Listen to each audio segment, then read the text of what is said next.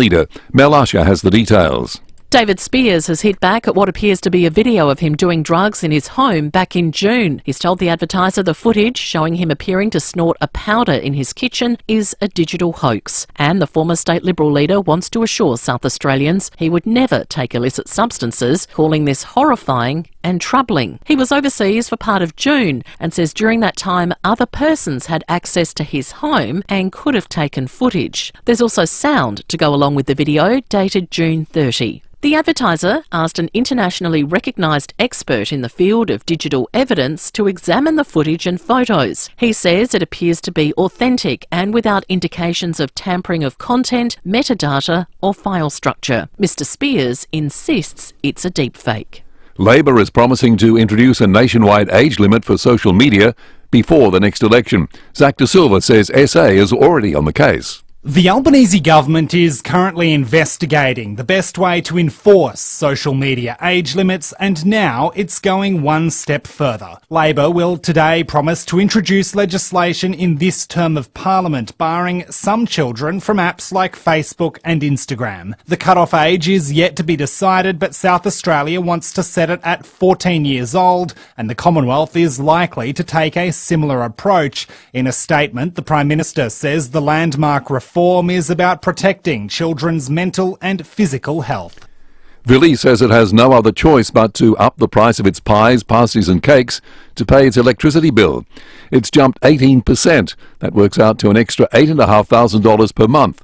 The bakery, which employs around 350 staff, is also dealing with a spike in meat prices, interest rates and wage increases. Only last month, Nippy said it had been hit hard by the ever-increasing cost of power. Kensington Palace has released a video on X revealing that the Princess of Wales has completed her chemotherapy and is now looking forward to getting back to royal duties when she can. Kate has been battling cancer for the last 9 months and says it's been a difficult year so far for her family. The video shows the family walking through a forest and on a beach at Norfolk. The cancer journey is complex, scary and unpredictable for everyone, especially those closest to you. Police investigating a crash in Port Lincoln last month have now formally reported an 83-year-old driver after it's alleged she ran over a 2-year-old girl. The toddler was taken to hospital with serious injuries but has since been discharged. The woman is accused of aggravated driving without due care. Now that spring has sprung, a warning to motorists. RAA Insurance and Fauna Rescue SA say spring is one of the worst times for kangaroo collisions. The number of roo-related insurance claims so far in 2024 is 32% up on this time 3 years ago. The upturn is due to our dry winter causing the animals to come closer to suburbia in search of food. Now turning to FIVEAA Sport. Visit gliderroll.com.au and see how you could win during their Colorbond Steal the Show promotion. And here's Tom Wren. Thank you, Graham. Port Adelaide is confident Zach Butters will play in Friday night's semi-final clash against Hawthorn despite nursing sore ribs after being subbed out of last week's qualifying final loss to Geelong. Meantime, Hawks captain James Sicily says there has been a clear shift in the club's mindset after a slow start to the season. Sort of at the halfway point of the year, we were going into the games hoping we could win, thinking that if we got everything right, then we were a chance. Where now it's the mindset and the confidence of expectation and our performance has definitely shifted to we should win, which is exciting. I'm enjoying the change of mindset. The Hawks have already ruled out Cam McKenzie. The second-year midfielder was a late out last week due to a low-grade hamstring injury. To the Sandful and Norwood's Harry Boyd and Sturt's Will Snelling have been hailed joint winners of the Magarey medal after both players finished with 34 votes in last night's count. And 4 players and coaches were inducted into the SA Football Hall of Fame. They were former Crow Scott Thompson, 7-time Premiership coach with Central Roy Laird, former Magarey medalist and Premiership coach and player Jade Sheedy, while Lyle Griffin won a flag with North back in 1952 and was inducted posthumously. Briefly elsewhere, the Socceroos will make at least 4 changes for tonight's World Cup qualifier against Indonesia in Jakarta. And Hockey Australia has extended the contract of Hockeyroos coach Katrina Powell through until the 2028 Olympics in LA. And that's the FIVEAA Sport. Thanks, Tom. Now the FIVEAA forecast. If you can't remember the last time you had your brakes checked, let Automasters test your brakes before you have to. Partly cloudy and 21 today. Tomorrow, possible shower 18. Thursday, partly cloudy 19. Friday, partly cloudy 18. Right now, it's 10. More news as it happens on 5AA. Introducing the all-new Volvo electric excavator. It's quiet and has no emissions or exhaust, so it's perfect for confined spaces.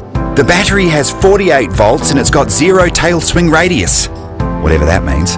2.7 tonnes of brilliant bright yellow, but it's green environmentally, but it's yellow, quite literally. Inquire today through Warren Mining for all your electric excavation needs, but also all your construction equipment needs, because Warren Mining do it all. SA's own Respirico Healthcare has been supporting South Australians for 20 years. Our goal is to make a positive difference in people's lives with our daily living range. Aids to help with small tasks around the house, to mobility scooters and custom wheelchairs. We also have pressure care beds and mattresses, hoists and lifters, recliner chairs, compression garments and more. Everything you need to maintain your independence and stay active in the community. That's how you start making a positive difference. Respirico Healthcare, 6 stores across SA. Hold on to your tool belts because this Friday is demo day at Toolkit Depot Mile End. The team at Toolkit Depot have gone all out to showcase the very latest tools and outdoor gear just in time for spring. This is a great shop. All the big brands will be on show in the Toolkit Depot Mile End car park, including Milwaukee, Makita, Bosch and DeWalt. You'll have the chance to try the latest mowers, the latest line trimmers, hedges and other outdoor gear as well. And they'll have fantastic battery deals too, including product demos, giveaways and a free sausage sizzle. So don't miss it, the Toolkit Depot Demo Day this Friday, 11 a.m. to 4 p.m. only at Toolkit Depot Mile End, 175 Railway Terrace.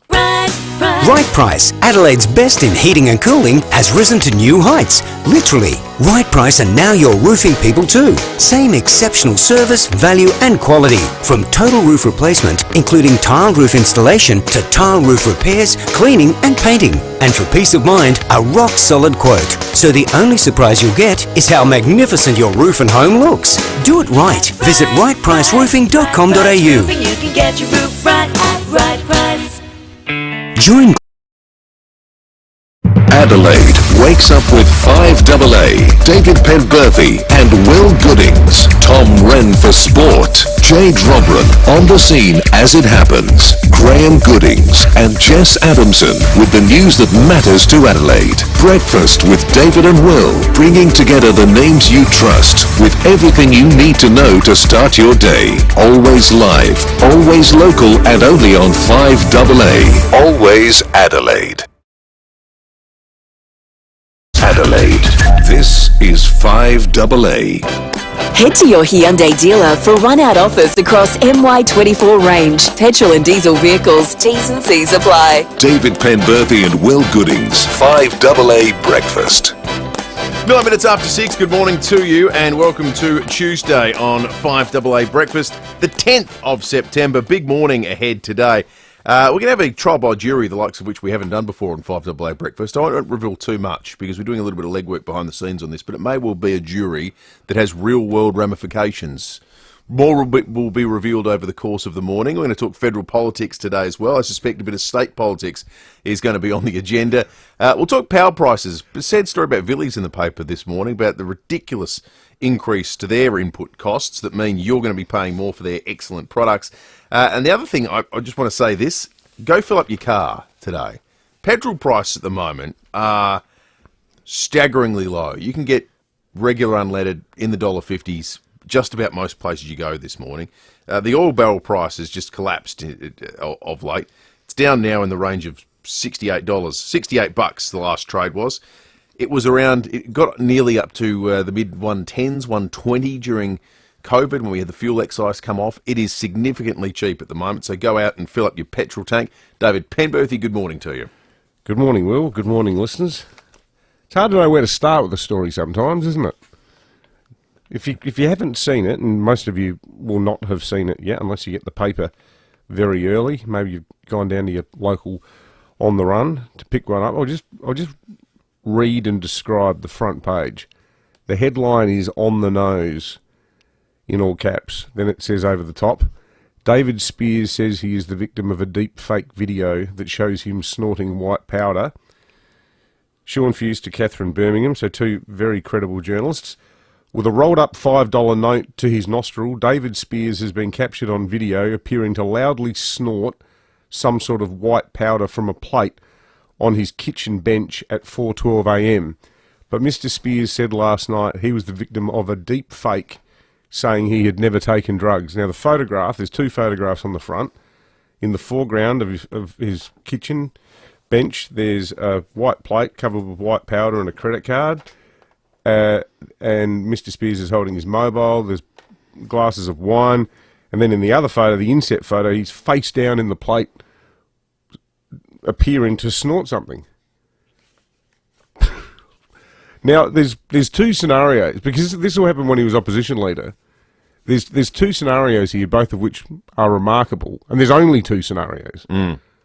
Scenario one is that at 4 o'clock in the morning, about 5 hours before he held a press conference on Glen Osmond Road about the GP payroll tax, Mr. Speirs was taking cocaine, partying hard by the look of things, or alternately, someone's mocked these photographs up. Not only have they mocked these photographs up, they must have been able to gain access to his house in order to make deep fakes to replicate,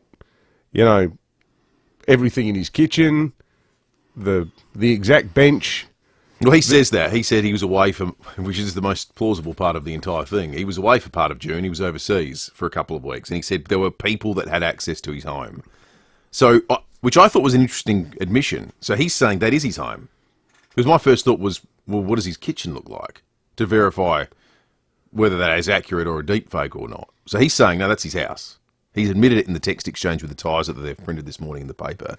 So he's saying people obviously got in there and made it somehow. Well, they would have got in there easily, you would presume, given that he's well known as an Airbnb renter. He leases out, he's got 11 or 13 properties. But does he do that with his primary, is that his primary place of residence? Don't know. Don't really know anything about the man. So it's just funny, we rounded out the conversation yesterday on the program by talking about the fact that we're fast approaching the time we don't know what's real and what's not when it comes to digital alteration. We can't say for sure. You can have suspicions one way or the other, but you can never say for sure now. And now here we are confronted with a very real world example. We're trying to piece together what has exactly happened. He says it's a deep fake. He says it's AI or something's happened here.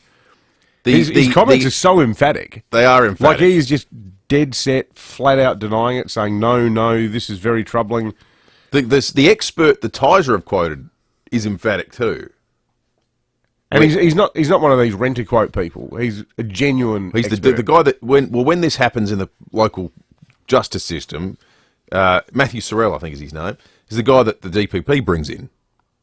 The DP brings him in and say, well, what do you think? What he thinks about this is he doesn't see any evidence of digital manipulation, which isn't to say there isn't any. He just doesn't see any evidence of it. And that's things like time at which the photograph is taken, has it been edited, all that stuff in what's called the metadata. When you swipe up on your it's also that photos. There are also hallmarks of AI image creation, because AI does a pretty good job now at the moment. At first blush, you look at a picture and go, well, that looks real. But then if you dig into the details, you go, what's the label on that wine bottle? Does that place exist? Because often it won't. Often there'll be oddities with the way people's hands and fingers look. If people manipulate images, the shadows necessarily won't line up properly. Which is one of the things that got pointed out with the Kate Middleton photographs. That's right. When she touched up, the AP looked at it and went, well, this has been manipulated. So there are sort of telltale signs. Now, the guy that the Tiser have quoted say he can't see them in this. Yeah. But we can't stress this enough. The denials are emphatic. That is very strange. No way. That's what David Speirs said to the Tiser when they asked him. No, I certainly did not. That is very troubling. No way. No, definitely not. I would never have done that. Never. I'm quite horrified by that. I'm really troubled by that. I'm very, very sorry about that. If it is true, though, who, like, what sort of a friend would do that to the man? Well, do you have real friends in politics? Well, who's to say it's someone in politics? It might be some other person in his Sure. in his circle of friends and acquaintances, but to take the photograph and then leak it. Isn't the way these things always leak is no one says, I'm going to send it to 500 people, but everyone sends something to one person who's a close friend and a close friend. And by the time you do it 3 times, it's to someone who isn't really close friends with everyone involved, and then they send it off to a few more people. Like, Okay, hands up. Who received the Dean Laidley photographs? Yeah. I got them. Yep. Did you get them? Yep. The Dean Laidley photographs being the photographs that were leaked by, and this would have been exactly how it happened, the cops who rightly were punished for this, who arrested Danny Laidley under pretty murky circumstances in St Kilda, they took photographs of her. She's now her. Sent it to one of their mates. Send it to one of their mates, send it to one of their mates, send it to one of their mates. Next thing you know, 2 blokes in Adelaide are getting them. Yeah. See, I think the first 4 times or whatever that gets sent on is by people going, mate, you're my best mate. Yeah. I'm just sending you this. Please don't, because people get into trouble. And it just gets to a point where the rubber band snaps. It's just too far away from the original source where someone goes, well, I don't know anyone involved. Oh, completely. Yeah. It becomes this sort of abstraction until you actually stop and think about it. So that's a huge story today. I wonder what the guy's going to do, regardless of... Oh, there were crazy rumours flying around yesterday. That he was crazier than this? No, he's got a mere blip on the radar now. The Dutton's text line is melting down about this. We might sift through them with a fine-toothed comb before we... We're going to be pretty careful here. Yeah, I think we owe it to everyone involved to be careful. This is the new world we live in. Like, this is the first time we've sat here and talked about... What if he's right? Exactly right. What if he's right? We've talked about a graphic image of a South Australian politician with the accusation being it's been digitally made up. This is a brand new world we live in right now. This is the exact conversation we were having. One of the listeners has picked up on that. This is the exact conversation we were having when we were meandering towards the end of the program yesterday at 8:57, talking about deep fakes and how now it gives people deniability. I say, no, that's actually not me. 18 minutes after 6, news headlines coming up in just a moment. Mate, it was so easy. Drop the car into Automasters. Next thing, I get a video on my phone. AutoCam. It's new from Automasters. The service advisor is there live doing a real-time report on my car. Real-time video sent direct to you from your Automasters technician. He shows me the problem, makes a recommendation, and look, there's the quote. So good. Totally transparent, instant SMS approval, and Automasters pay later options. AutoCam. The future of vehicle servicing here now.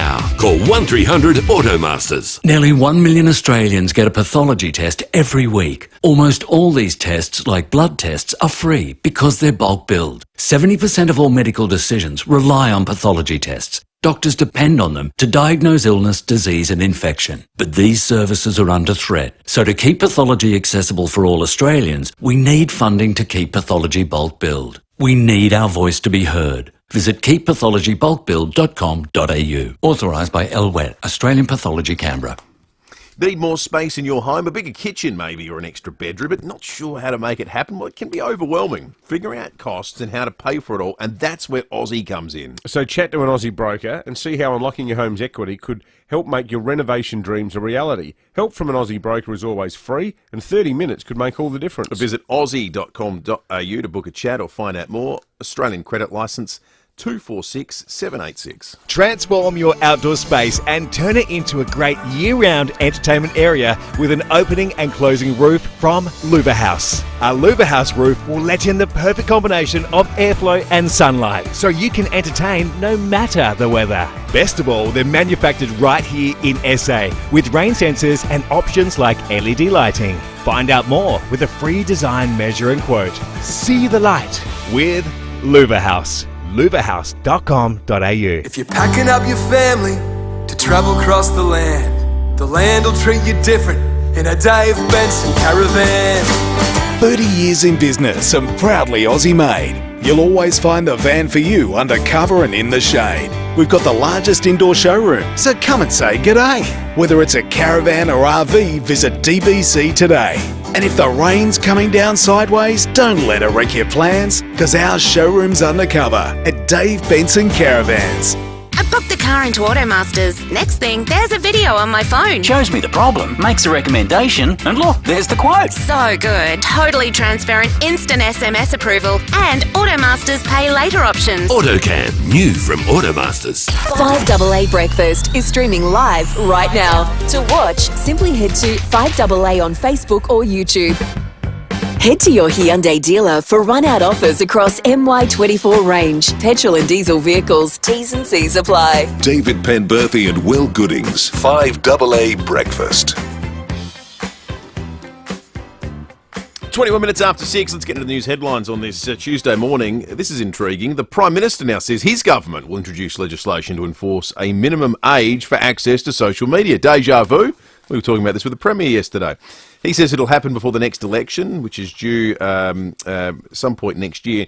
It comes after all jurisdictions committed to the idea at a national cabinet meeting last week. Anthony Albanese says there's nothing social about social media when it takes kids away from real friends and real experiences, which is the question we asked the Premier yesterday. Well, why is the state doing this?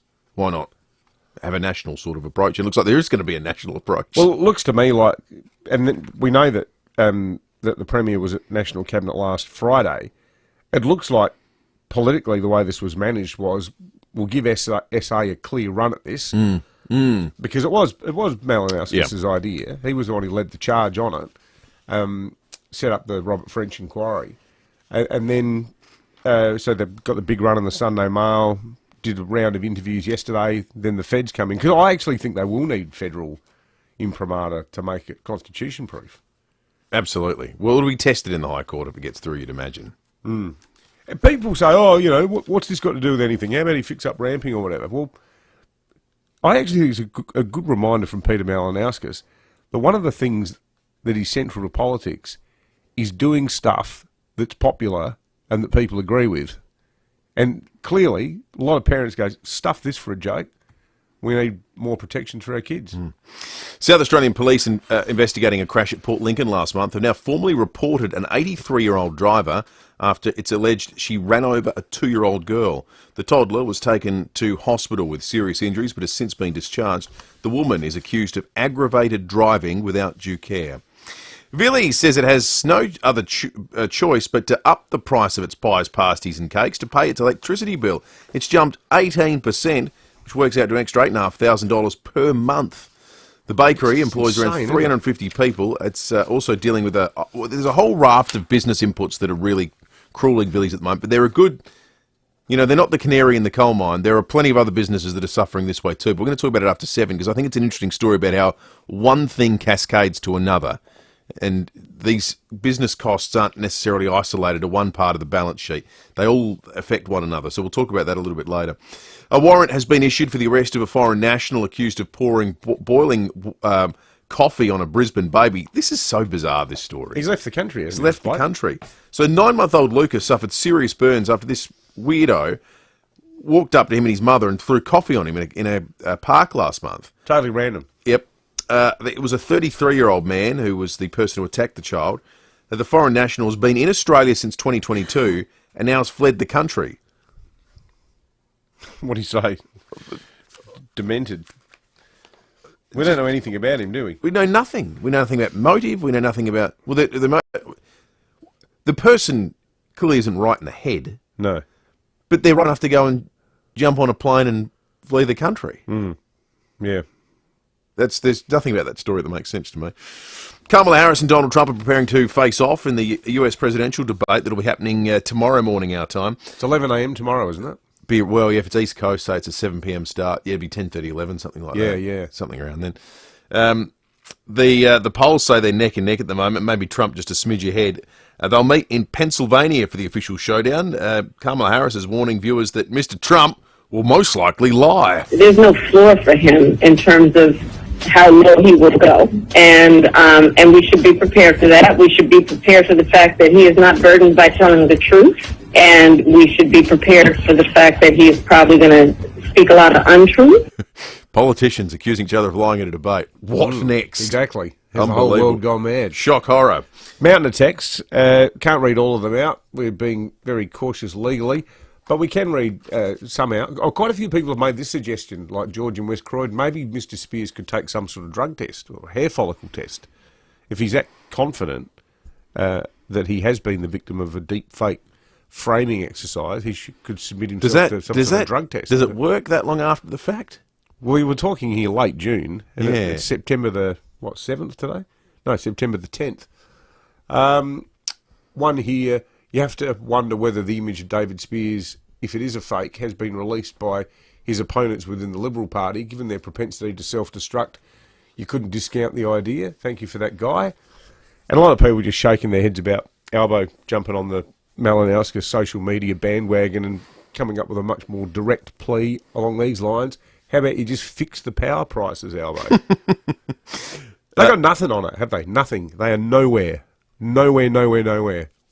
The number one thing, say in the last month or so, we've had Nippies, Villies. It's like every single iconic company in South Australia is just copping it in the neck. You can simplify and at the same time be more dramatic about it.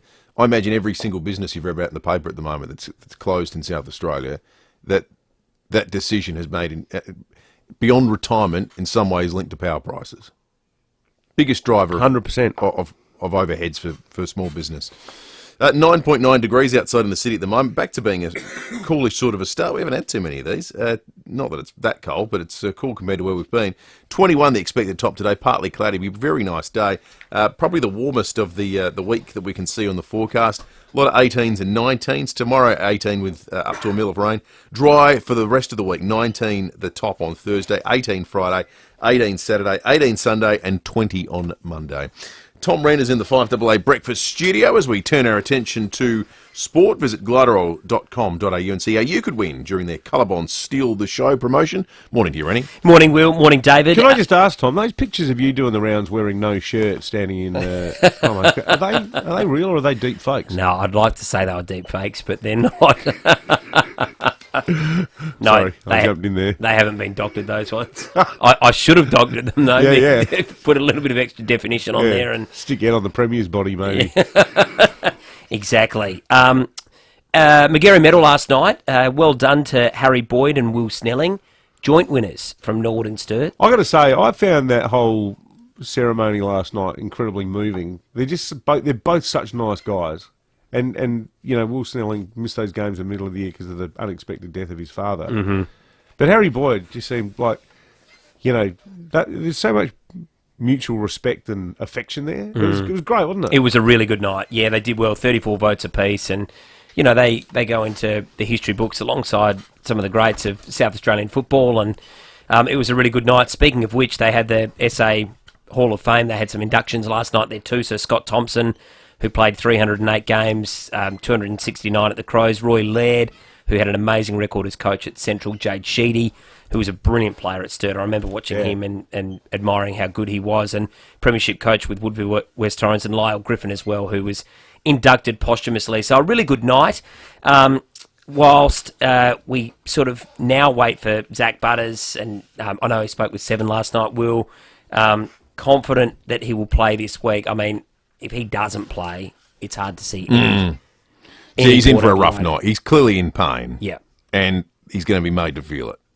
Every single time he falls on top of the footy. As soon as you cross that line, you're fit. You're fit. You're saying you're okay, and absolutely they will go here. He's going to be, he's going to have a tough evening of it. The only thing which gives you some comfort is you know that he was voted the most courageous player by his peers. So he's a little guy in terms of AFL, but he plays as a big man. He's tough, he is courageous, so he'll go out there, but you're right, you wonder how much it will affect him. But it feels like now they need a 35-touch creative masterclass kind of Zach Butters game to win this game as well. So, yeah, you hope he can operate at 100%. They're going to need others, like Connor Rosie. He wasn't the only one, but he was poor last week. They had a lot of players that were poor, but they need their senior players to step up in a big, big way. Good on you, Rennie. Good on you, boys. We'll talk more through the week.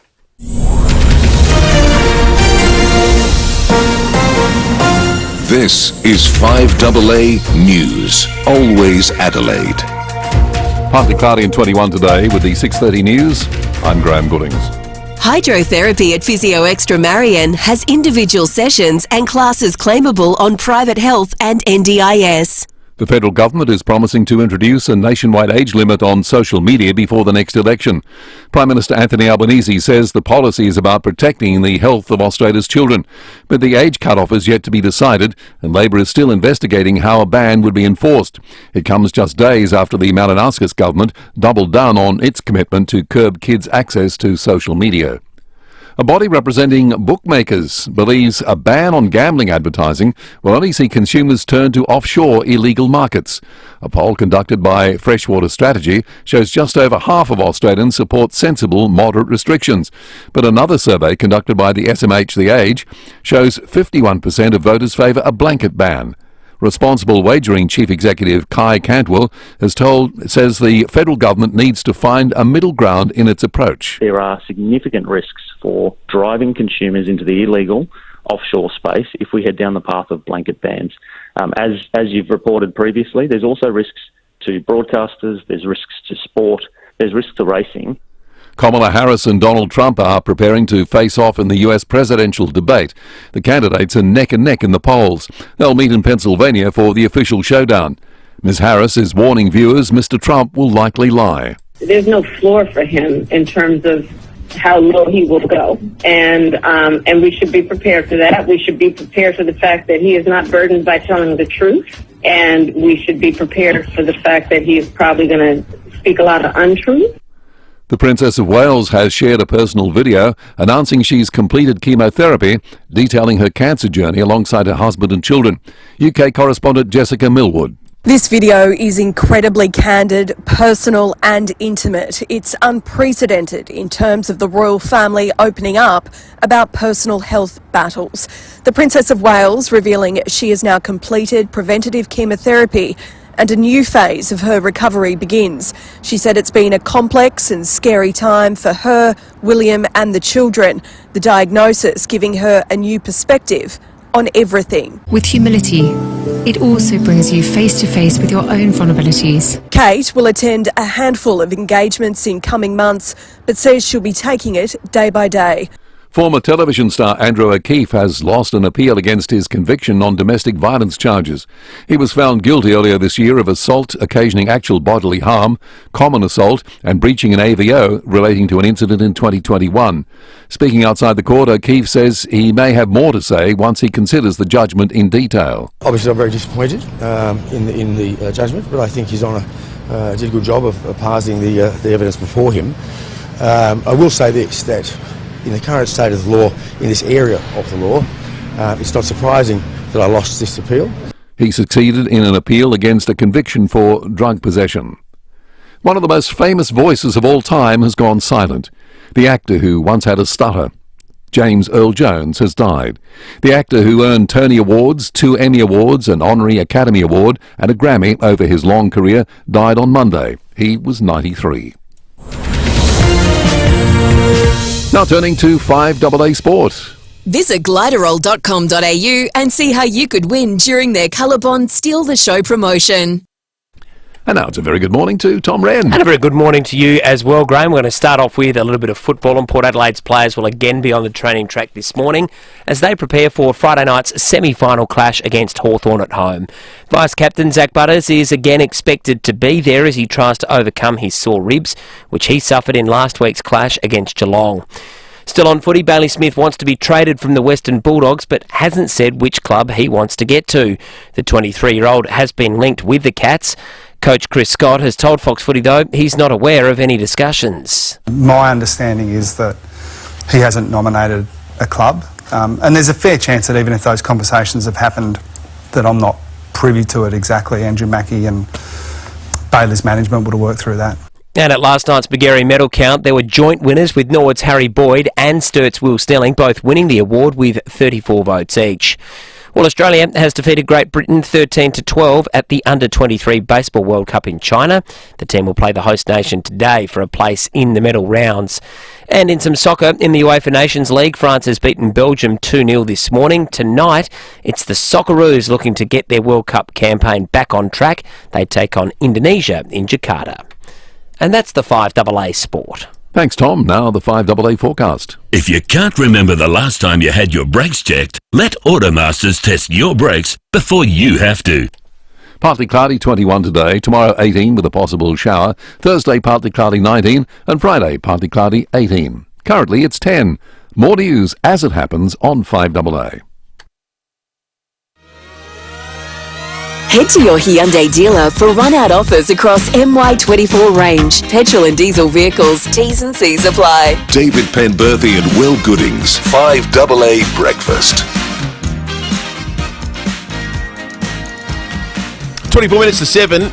See the sun peering above the Adelaide hills this morning on the Foodland Supermarkets Facebook and YouTube live stream. Beautiful picture it makes too. The iPhone on a stick. It's earning its keep this morning. Jump on and share your thoughts or your own pictures maybe if you up early and you've got a nice picture. We'd always love to see them. We're going to be talking federal politics with Phil Curry in the next hour of the program. There's a big whooping cough alert out at the moment. The rate of whooping cough in Adelaide and South Australia broadly this year is 10 times greater than it has been in recent years. It is a huge outbreak at the moment. Big warning. Nicola Speirs on after 8 o'clock today. Text in from Dave from Alberton. He says, is there any chance these deep fake operators can knock something up on the Adelaide Oval scoreboard for Friday night? There's a thought. Port Adelaide 2011. That's a great idea. 131, Hawthorn 6-3. A bit of sad news just then in 5AA News that we heard. James Earl Jones, one of the great voices ever to walk the earth, has passed away at the age of 93. Probably most famous for this role in the 1977 film Star Wars. If you only knew the power of the dark side, Obi-Wan never told you what happened to your father. He told me enough. He told me you killed him. No, I am your father.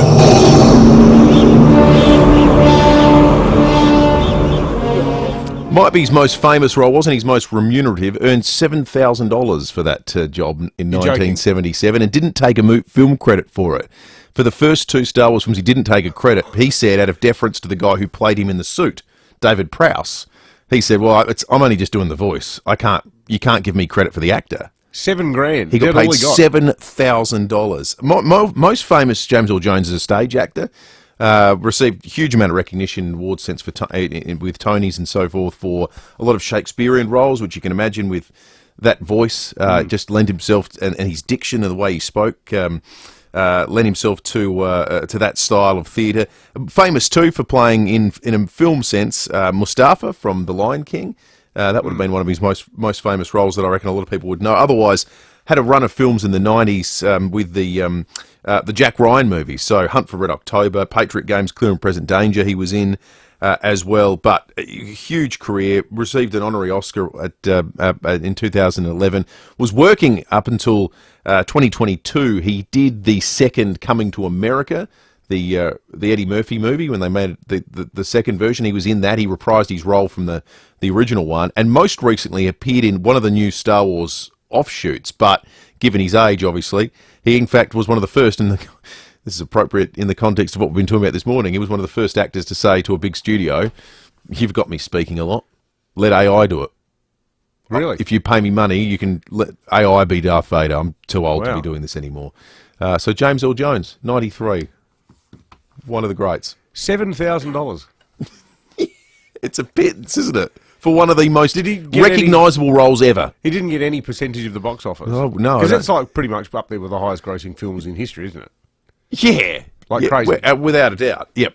And you think of the residuals, you know, the subsequent films. He's obviously went more down the track. The Lego, the toys. Yeah, that kind of stuff. Well, you can imagine how his agent, though, someone from a studio would have contacted him and said, "Oh, they're making this sci-fi film. They want you to voice one of the characters." Because it's like a voice acting credit. Okay, $7,000. You wouldn't have thought. He wouldn't have thought much of it. It just happened to become the most famous, one of the most famous villains in the history of cinema. Quite a few people texting in saying "R.I.P. Varley." Other people texting in. We're going to have to be so careful with this Dutton text line today, aren't we? We are. Don't take it personally, folks. We just tiptoeing. We don't want to go to jail. Well, it's not so much go to jail. We don't want to, help, because he has just had a big pay cut.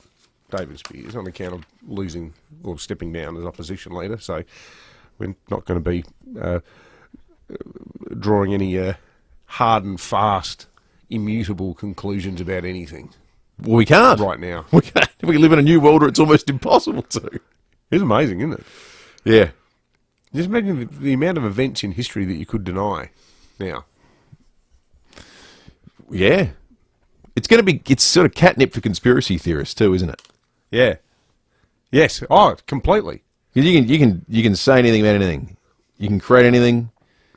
You can argue that something is total computer fabrication. And the worst is this, as we just said before the break, this is the first time we've ever had one of these locally, but it's not like it's going to be the last, and it's not like the technology is going to get worse. So what does this debate over the reality of things look like in 5 years' time? After the show yesterday, Will showed me this video that's doing the rounds of Donald Trump and Kim Jong-il, Barack Obama, all of them mocked up as sort of, South Central LA gangster rappers, all dancing around, doing the sort of hip-hop stuff, shirtless, totally ripped. Joe torsos. Biden was in it? Yeah, Joe Biden. And you look at it, and it's funny. It's clearly a joke. But the quality of it, it's close to looking completely genuine. Yeah. Like it's actual video of Trump a la, Ice Cube in colours or something, walking through the ghetto with his homies on either side of him and covered in tats. Yep. And that's the worst that video's ever going to look. Yeah. It is just remarkable. Lots of James Earl Jones love coming through. James Earl Jones, once in a generation voice. What a legend. Who now inherits the title of having the best voice? Good question. Planet Earth. Jeremy Irons has got a great speaking voice. Jeremy Irons, he's in the Lion King. He's in the Lion King as well. That's right. He plays the evil Scar. Scar. That's right. Yeah. They cast that well in a voice sense. He's terrible in Die Hard 3, though, where he plays the Eurotrash villain. Don't you think he's got the worst accent ever? There's Hans Gruber's brother. Yeah, that's right. It's sort of the... It's all vengeance. Simon Says. You have to go to Central Park. Yeah, it's sort of a nondescript continental European accent. It's just like, really, that was the sort of the Fonz on the Shark Die Hard, that one. 8223 is our name. You can text us on the Duttons text line. David is on the Duttons, the Foodland Supermarkets Facebook and YouTube live stream. In fact, listening from Scandinavia this morning. Where in Scandinavia, David? Maybe he doesn't want us to know. Who knows? Just sort of giving us a general area of the world. Up early, having a bit of smoked salmon and some pumpernickel. Might probably be late, wouldn't it? Oh, of course it would be, yeah. Sun's probably still out, though. Or not out. The day either goes... Maybe summer. No, it'll be all light all day, I reckon. Crazy. All right, let's check traffic. Thanks to Luva House, the leaders in transforming your outdoor space into a great entertainment area with an opening and closing roof. Thanks, Will, and morning, David. Roads looking okay today. We're accident breakdown free. No hassles this morning getting to where you go, which is good. Do have works to look out for at Bedford Park. Flinders Drive near the Southern Expressway. We're down 25 k's at South Plympton. Cross Road near Marion Road, and busy at Glenside too already, Greenhill Road near Portrush Road. Cameras, Galway Avenue, Collinswood, and Days Road at Croydon Park. Make your move into a new Mazda at the M Event on now until September 15. Enjoy an M Event bonus across all Mazda models. See your local Mazda dealer for details.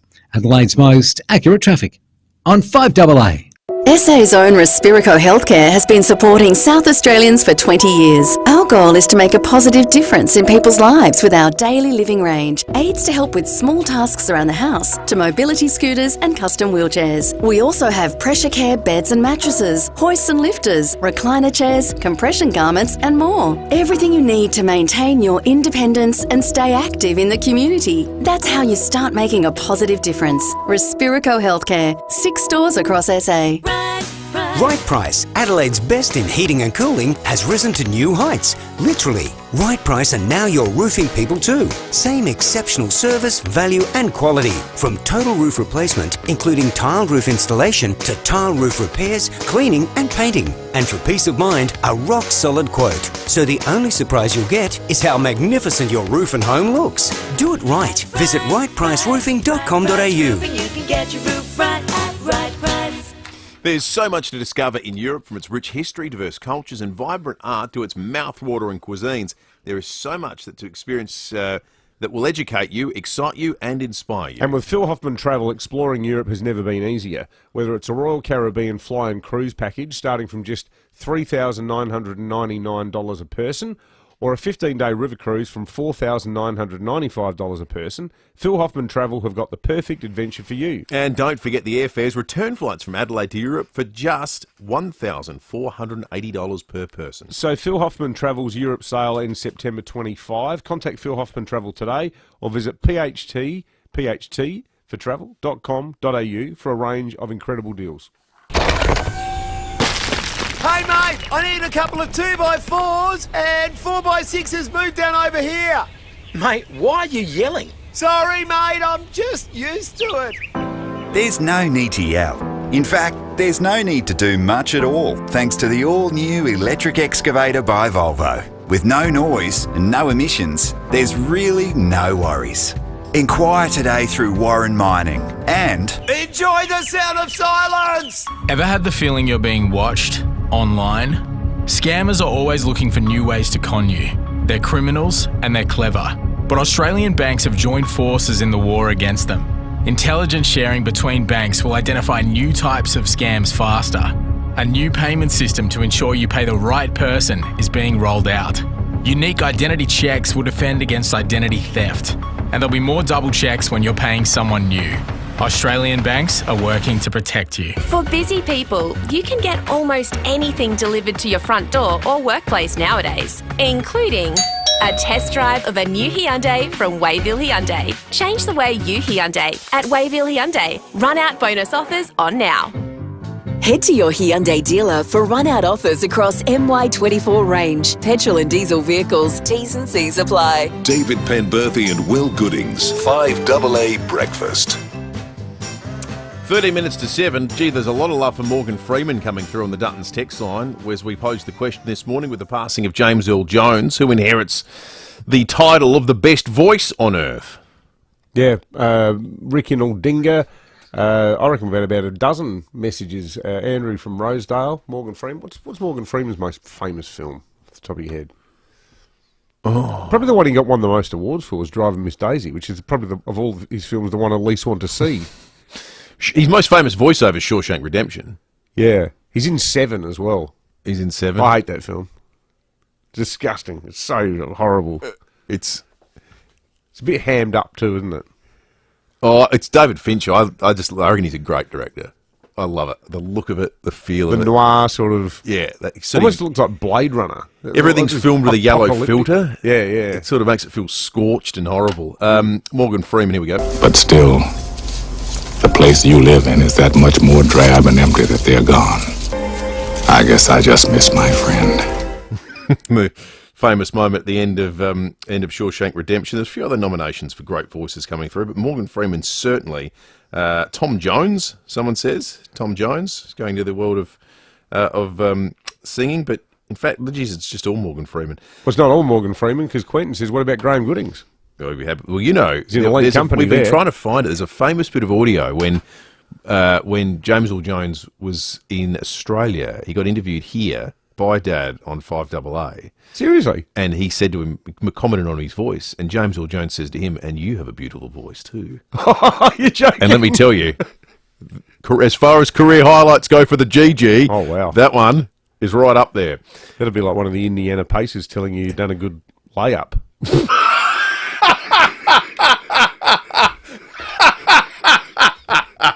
I appreciate how far you have to stretch your mind to get the term. You nailed it, though. It was excellent. I only know what a layup is now because my 7-year-old's become obsessed with basketball. Oh, good on him. We're pushing it. I want him to be my meal ticket. Yeah, that's the way to go. 4 seasons with the San Antonio Spurs and put my feet up for the rest of my life. Yeah, the minimum salary is over $1 million these days. Jenny Horvat at the Weather Bureau joins us. Let's talk about the weather here. It's a nice start to the day, Jenny, and it looks like we're going to have a pretty reasonable one. Yeah, that's right. So we've got a bit of high cloud drifting across from the west, but a dry day coming up, a little bit warmer than yesterday. Currently it is 9.6 degrees at the West Terrace Night Pier observation site. We did have a minimum temperature of about 8.6. That was about 20 past 1 this morning. We're aiming for a top temperature in the city of 21 degrees, 22 for Elizabeth, around 19, 20 degrees along the coast, 20 forecast for Mount Barker. Chance of some showers returning tomorrow, though. We've got a cold front clipping the southeast, so a bit of shower activity around during the day. We're not expecting totals to be anything too significant, though, just a bit of nuisance deluge through there. Minimum temperature of around 10 degrees Wednesday morning, up for a maximum of 18 degrees. Looks like a bit of a dry end to the week, so around 19 degrees for Thursday, 18 for Friday. Might see a little bit of light shower activity around the hills over the weekend in a bit of a southeasterly airstream, but again, we're not expecting anything too much out of that. Temperatures hovering around 18 degrees for the weekend, around 24 next one day. Good stuff, Jenny. Thanks for that. Jenny Horvath from the Weather Bureau. Let's head to Speirs. Senior Constable Scott James is on the line. Scott, there's been a serious crash in Anglevale overnight. Yeah, so this was just after 10 p.m. last night. We were called to Northern Expressway Anglevale after reports that a white Mitsubishi was travelling on the wrong side of the expressway and had collided with two other vehicles. So the driver of the Mitsubishi was a 35-year-old man from Lyndoch. He was taken to hospital for treatment of serious but non-life-threatening injuries. The driver of the two other vehicles, so a Toyota, a 40-year-old man from Pewit, was taken to hospital for treatment of serious but non-life-threatening injuries, and the driver of a red station wagon was a 62-year-old man. Thankfully, was not injured. All three vehicles were towed from the scene, and the expressway was closed for northbound traffic between Curtis Road and Anglevale Road, but it has since reopened. Investigations are continuing, and we are just asking anyone that may have witnessed the crash or may have any dash cam footage and hasn't yet spoken to us to just contact Crime Stoppers on 1800 333 000. Scott, also two teenagers have been arrested after a pursuit through the northern suburbs. Yeah, so this was just before 2 a.m. This morning. Police were travelling on Hampstead Road at Clearview, and they spotted a white Falcon sedan travelling without registration plates. Patrols attempted to stop the driver, however the car took off at speed and headed west on Northfield Road, then onto Mansfield Road where it made its way onto Sir Ross Smith Boulevard.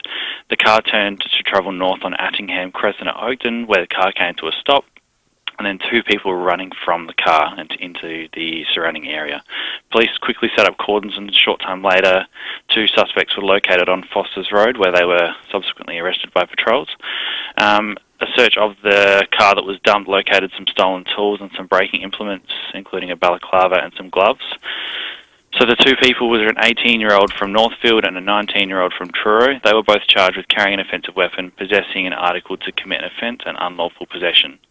The 18-year-old, who was the alleged driver, was further charged with driving dangerously to escape a police pursuit, and also he was driving unlicensed. So they'll appear in the Magistrates Court on the 18th of November. Bit of explaining to do for those two. Good stuff, Scott. Senior Constable Scott James from Sapol. Back in November 1973, a committee was established to oversee the first City Bay fun run in Adelaide. It started at the Town Hall. 1,600 people participated. They all had to pay 50 cents each to enter, run 11.5 Ks and finish at the Glenelg Town Hall opposite Moseley Square. In the last 50 years, it's become an institution here in South Australia. This year, with the race this Sunday, the 15th, the excellent people who now run the City Bay Fun Run are celebrating its 50th running. Joe Stevens is the race director and joins us on 5AA Breakfast now. Morning to you, Joe. Good morning, gentlemen. Hey, Joe, happy birthday. 50 years. It feels like I can actually remember when it started. It feels like it was only yesterday, doesn't it? Yeah, well, it's been a long travel, but we got there. Yeah. So is there anything special lined up for this one, this Sunday? We've got bands all along the way. As you move along, they go from the 70s, 80s, 90s. We've got Becky and the Gents at the Highway Inn, and we've got the Sam Bookers on stage at Wiggly Reserve. Oh, excellent. Do you reckon anyone's going to run it dressed like it's 1973, like, flares? We're hoping. Yeah. Well, no, the tight short. Yeah, the tight running short. Exactly. So 1,600 people in the original one. Joe, how many people do you think will run this year? We've got over 22,000 now. So where you sort of threw it out there last year with like 50,000 for 50 years, but looks like we'll get 50,000 feet for 50 years. That's a nice way of thinking about it. Is there an upper capacity, or is there a danger that one day you'll say, look, we just can't have any more people? For our 40th, we had 40,000 people on the road. Wow, that's amazing. That's incredible. The other thing, Joe, do you guys have any way of quantifying how much money has been raised over the years for charity? Because I know so many people... Over $4 million. Really? Wow. Yes. Because you see so many people running, you know, in memory of someone who's lost their life to cancer or whatever. Like it's always... There's always a lot of human stories in the City to Bay. Yeah, there's a new charity out this year, the David and Will Retirement Fund. But nobody's subscribing to that. But anyway, next year. Well, that's... I'll chip in a bit. Hell of a way to break it to us, Joe. Apparently there's some deep fakes doing the rounds that we're going to have trouble explaining. Well, Joe, all the best. It's a remarkable milestone for, as I say, something that's become a cornerstone of the South Australian, the Adelaide calendar. The City Bay Fun Run, the 50th running, will be this weekend. Race director Joe Stevens, our guest. That's how rumours start. Wow. I don't know, unless Joe's actually heard something. Yeah. Maybe he's got good mail. Gee whiz, I tell you what, it's going to have to be a pretty big retirement fund. It's all right for me. I'm closer to retirement age than you. Exactly right. You've just turned 40. You've got another 3 decades ahead of you. I'm never catching the retirement age. No. I think it's like... It'll outpace me. People of your generation, the retirement age risks becoming... This is an infuriating thing I used to think about a lot when I was young for some reason. You know, it's impossible to walk from one side of the room to the other, halving your step every time you move. Yes. You'll never get there. Yep. You'll never get there. That's like this. That's exactly what the retirement age is for people under the age of 50. What is it now? 70? 67? It's 67. But it's going to go up again. It's going to go up again. Yep. We should take the French approach and just go and, you know, set cars alight if anyone in Parliament ever suggested it should be above 55. Yeah, that's right. Theirs was the rate, the level to which they were wanting to raise it was still lower than it had been at any point in Australian history. Well, I think it's because they place great value on one of their national sports, which is just sitting around in cafes chain smoking. I think that's exactly right. We're going to take a quick break. 5AA News is coming up. There's a lot to get into in our news wrap this morning. Stick around for that. Phil Curry not too far away. Trial by jury. And also, we've got some Hooked on Swing tickets to give away before 9 o'clock today. So if you hear the little ditty of swing, make sure you're the first caller through on 8223 0055. The expert hearing team at Hearing Australia gives all Australians the quality hearing care they deserve, which is why we are Reader's Digest's most trusted hearing brand for the 4th year running. To celebrate, get your free 15-minute hearing check for adults and $0 fully subsidised hearing aids for eligible pensioners. Why trust your hearing to anyone else? Book an appointment today with Australia's #1 trusted hearing brand. Hearing Australia. Other services may attract fees. Conditions apply under the Australian Government Hearing Services Program. Everybody knows Right Price are the heating and cooling experts. So imagine how much you can save when they join forces with EcoVantage, the incentive experts. Together with Right Price, EcoVantage will help you source all the government incentives you're entitled to when it comes to heating and cooling your home, including energy-efficient heat pump hot water systems. Right Price and EcoVantage, the best of both worlds when it comes to heating, cooling and government incentives. If you love your home but you've never been in love with your kitchen, well, the answer is not far away. Nope, just 15 minutes up the freeway, because that's where you'll find Balhanna Kitchens by Design. Now, they boast the largest kitchen design showroom in the Adelaide Hills, plus it's a family business with 35 years' experience, so they care about taking care of you. And their expertise goes further than kitchens. They can create laundries, linen cupboards, robes and vanities, plus all cabinet installations are backed by a 10-year warranty. Balhanna Kitchens by Design, not too far to go to make your dream kitchen a reality. See more at balhannakitchens.com.au. Are you ready for this? Let's go. Mawson Lakes Mazda is going all out for the biggest sales event of the year, the M Event. It's 1 week of Adelaide's best deals on the entire Mazda range. All models and colours, low-K demos, all ready for immediate delivery. Get motivated, get mobilised and get your butt moving, because the M Event is for 1 week only. Mawson Lakes Mazda's huge M Event for 1 week only, so don't miss it. Just a short drive from the city. FIVEAA Breakfast is streaming live right now. To watch, simply head to FIVEAA on Facebook or YouTube. Up to the minute news for South Australia. This is 5AA News. Always Adelaide. Partly cloudy and 21 today with the 7 o'clock news. Good morning, I'm Graham Goodings. Woken with a stiff neck or sore back? Get a Physio Extra appointment today. 6 locations. physioextra.com. David Speirs says he's the victim of a deep fake after a damning video emerges of the former opposition leader.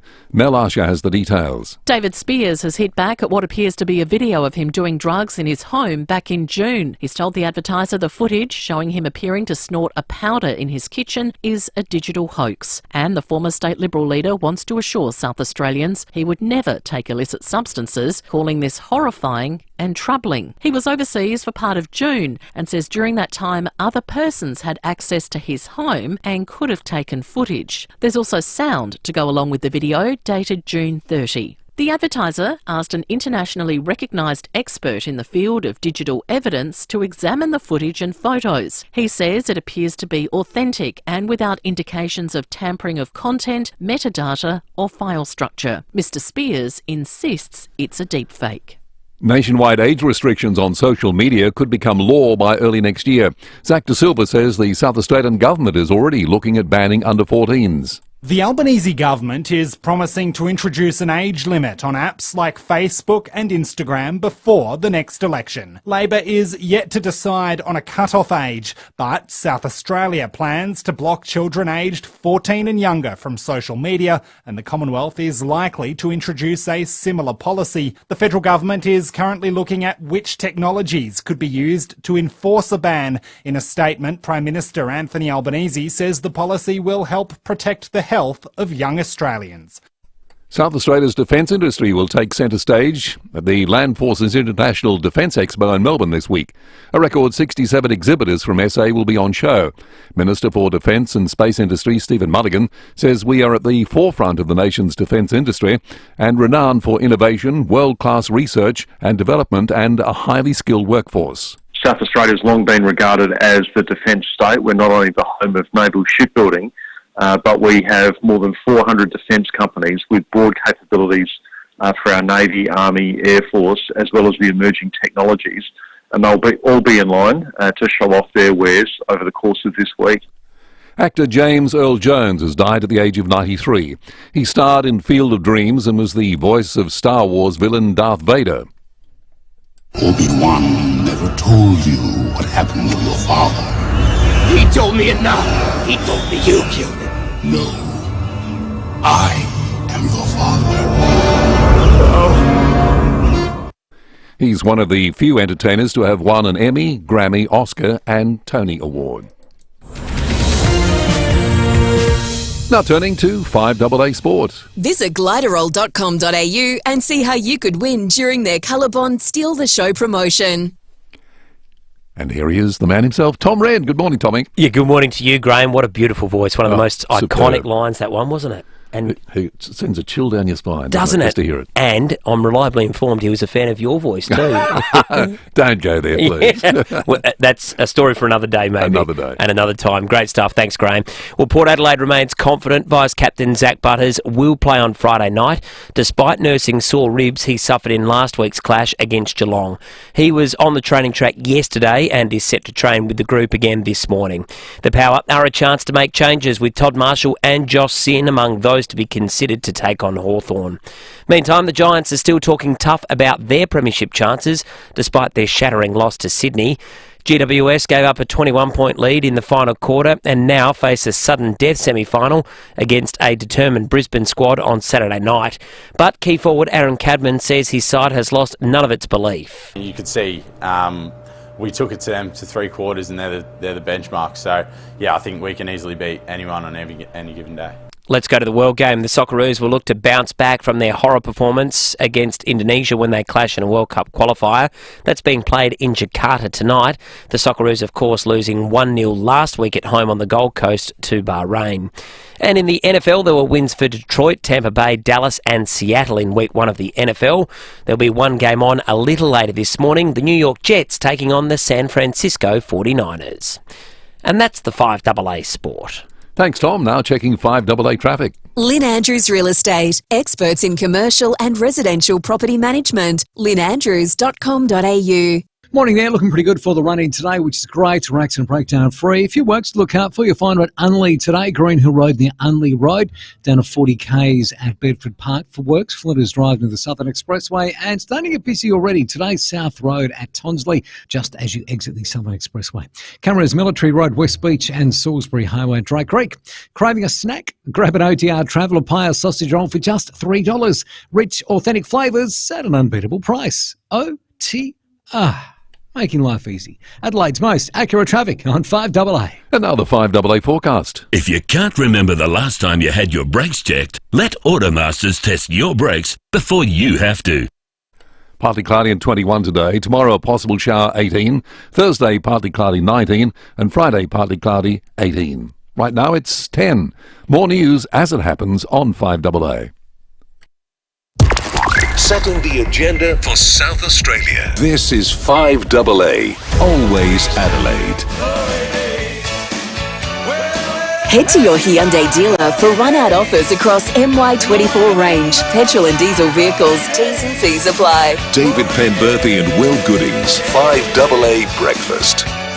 6 after 7, good morning to you. What a beautiful picture on the Foodland Supermarkets Facebook and YouTube live stream to start the morning off. The alarm's gone off at 7 for you this morning. Bit of blue sky, beautiful sunrise over the hills. Fantastic.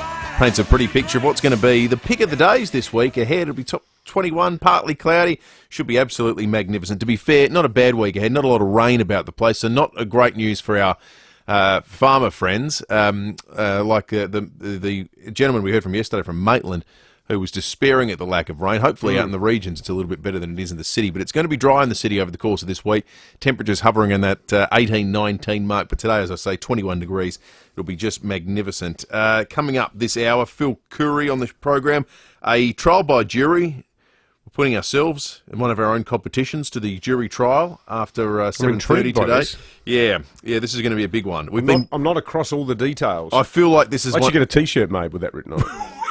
It feels like the jury has been road tested for this specific purpose. We've been practicing long enough. Now it's going to have some real world ramifications for our listeners too. So we'll do that after 7:30 today. Let's jump into the news. Anyone who picks up the paper this morning is going to be confronted by an image that is going to set the agenda for the day. The way it reads is this. 4:12 a.m. June 30, David Speirs in his Kingston Park home, that part is not disputed, recorded on a video loudly sniffing an unidentified substance on a grey plate through a rolled up $5 note that he's holding to his nostril. You can watch that video on the Tysers website. Later, 6:32 a.m, according to metadata, this is all from the Tysers reporting, on a still image of the scene inside the kitchen, Mr. Speirs is at the same bench, and this time the plate has 7 lines of white powder in neat rows. A powder-covered card sits on the plate's edge. That's what you can see.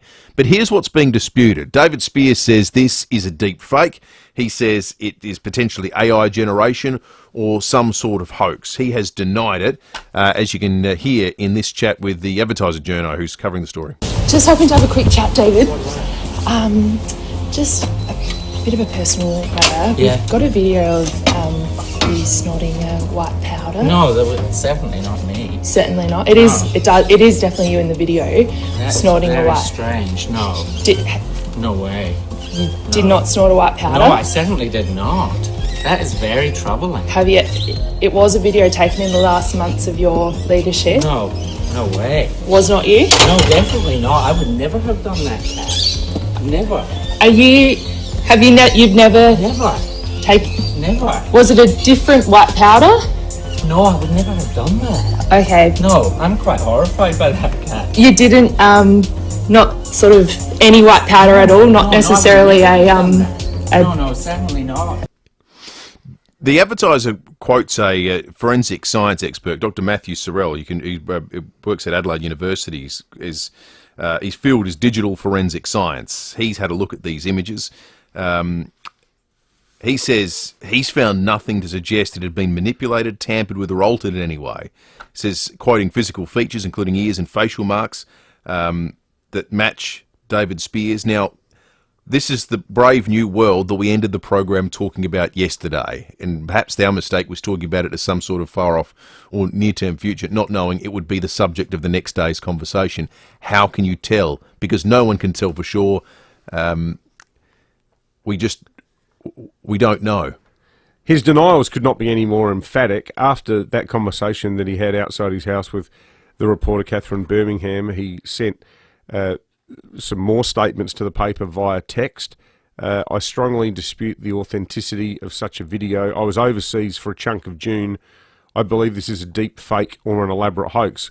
Well, the word elaborate is the right one, because the elaborate nature of it would have required that somebody either broke in or gained access lawfully, and we know that he's a big renter out of his many Airbnb properties. He's saying this is his home, though. He might, if he's away, though. If he's away for 2 weeks. I mean, if you've got a system set up with property managers for short-term rentals, plenty of people rent out their own home too. Yeah, okay. And it doesn't look spectacularly sort of well-furnished. Like it looks like the sort of house you could rent. It's not full of knickknacks and what have you. So the explanation from Mr. Speirs suggests that someone got into his house, took images of everything in it, and then got pictures of David Speirs and somehow created this whole series of photographs of him taking cocaine. And they did it in such a professional way that the DPP's own digital forensic experts can't see that there's anything inconsistent about the images. We asked the DPP expert to come on, but he quite understandably said that due to the incredibly delicate legal nature, he said, this is what he said, Matthew Sorrell, due to the sensitivity of this matter, I'm not prepared to make any public statement beyond the expert report that I prepared for the Advertiser. Apparently, my understanding, the expert report that he prepared for the Advertiser is of the same calibre as the ones he prepares for court hearings.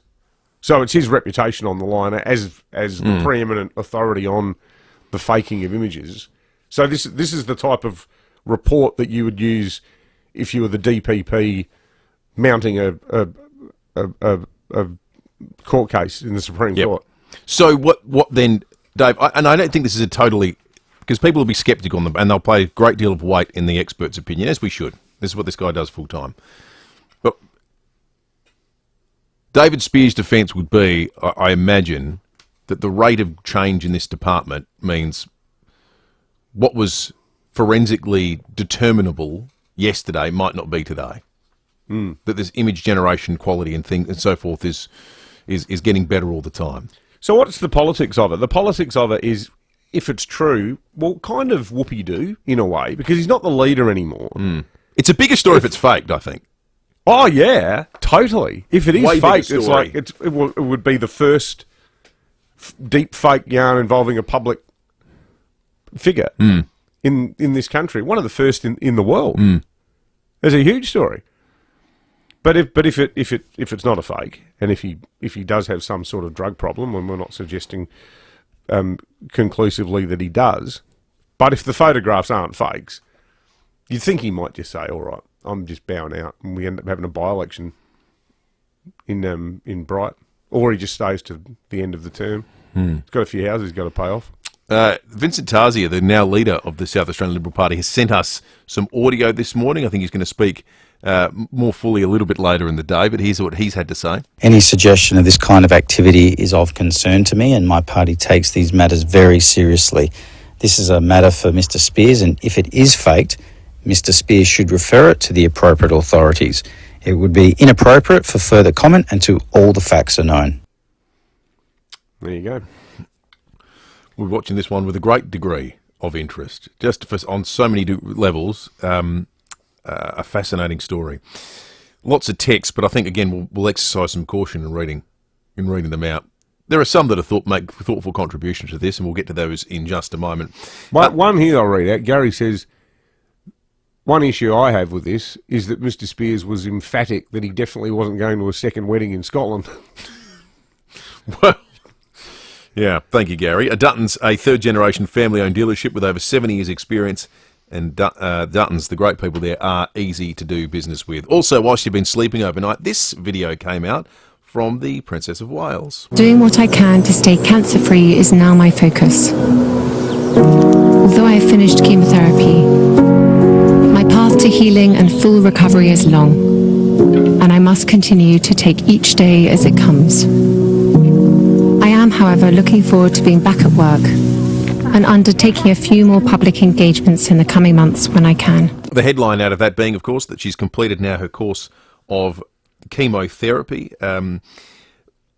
Kensington Palace have said it's not possible at this stage to say whether she is cancer-free. Sources within the palace have also said there is a long way to a full return. She alluded to it in that video there as well, and that the princess will make her health her main focus over the next few months. So she'll re-emerge into public life, going to a few more public and official events. She's been at some of the odd social event, but that sounds like some good news on that front. Certainly does. Hey, good on Kerry-Ann Kennelly for coming out and having a crack at her own former network, Channel 9, over that cockamamie interview they did with Elle Macpherson.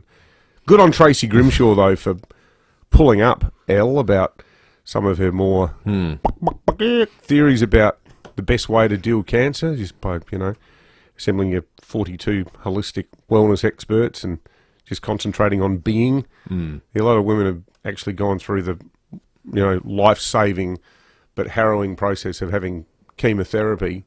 You just shake their heads and look at all of that malarkey. Yeah, it's dangerous, isn't it? At the moment anyone says, I just prefer to listen to my body, it rings off alarm bells. Yeah, but you know what else is dangerous? Does anyone take health advice from Elle Macpherson? Well, some people might be swayed by it. Yeah, but... or it could give people false hope. Yeah, but are we meant to... Like, whose responsibility is it to save everyone from themselves? Like, if you want to go to a supermodel for professional medical advice, I'm sorry, I don't... See your supermodel good luck, like, good luck to you. Yeah. Well, we got to step in and explain to people all the time that maybe that's not the best way to get important life-saving medical advice. Apparently. I found this whole thing totally bizarre.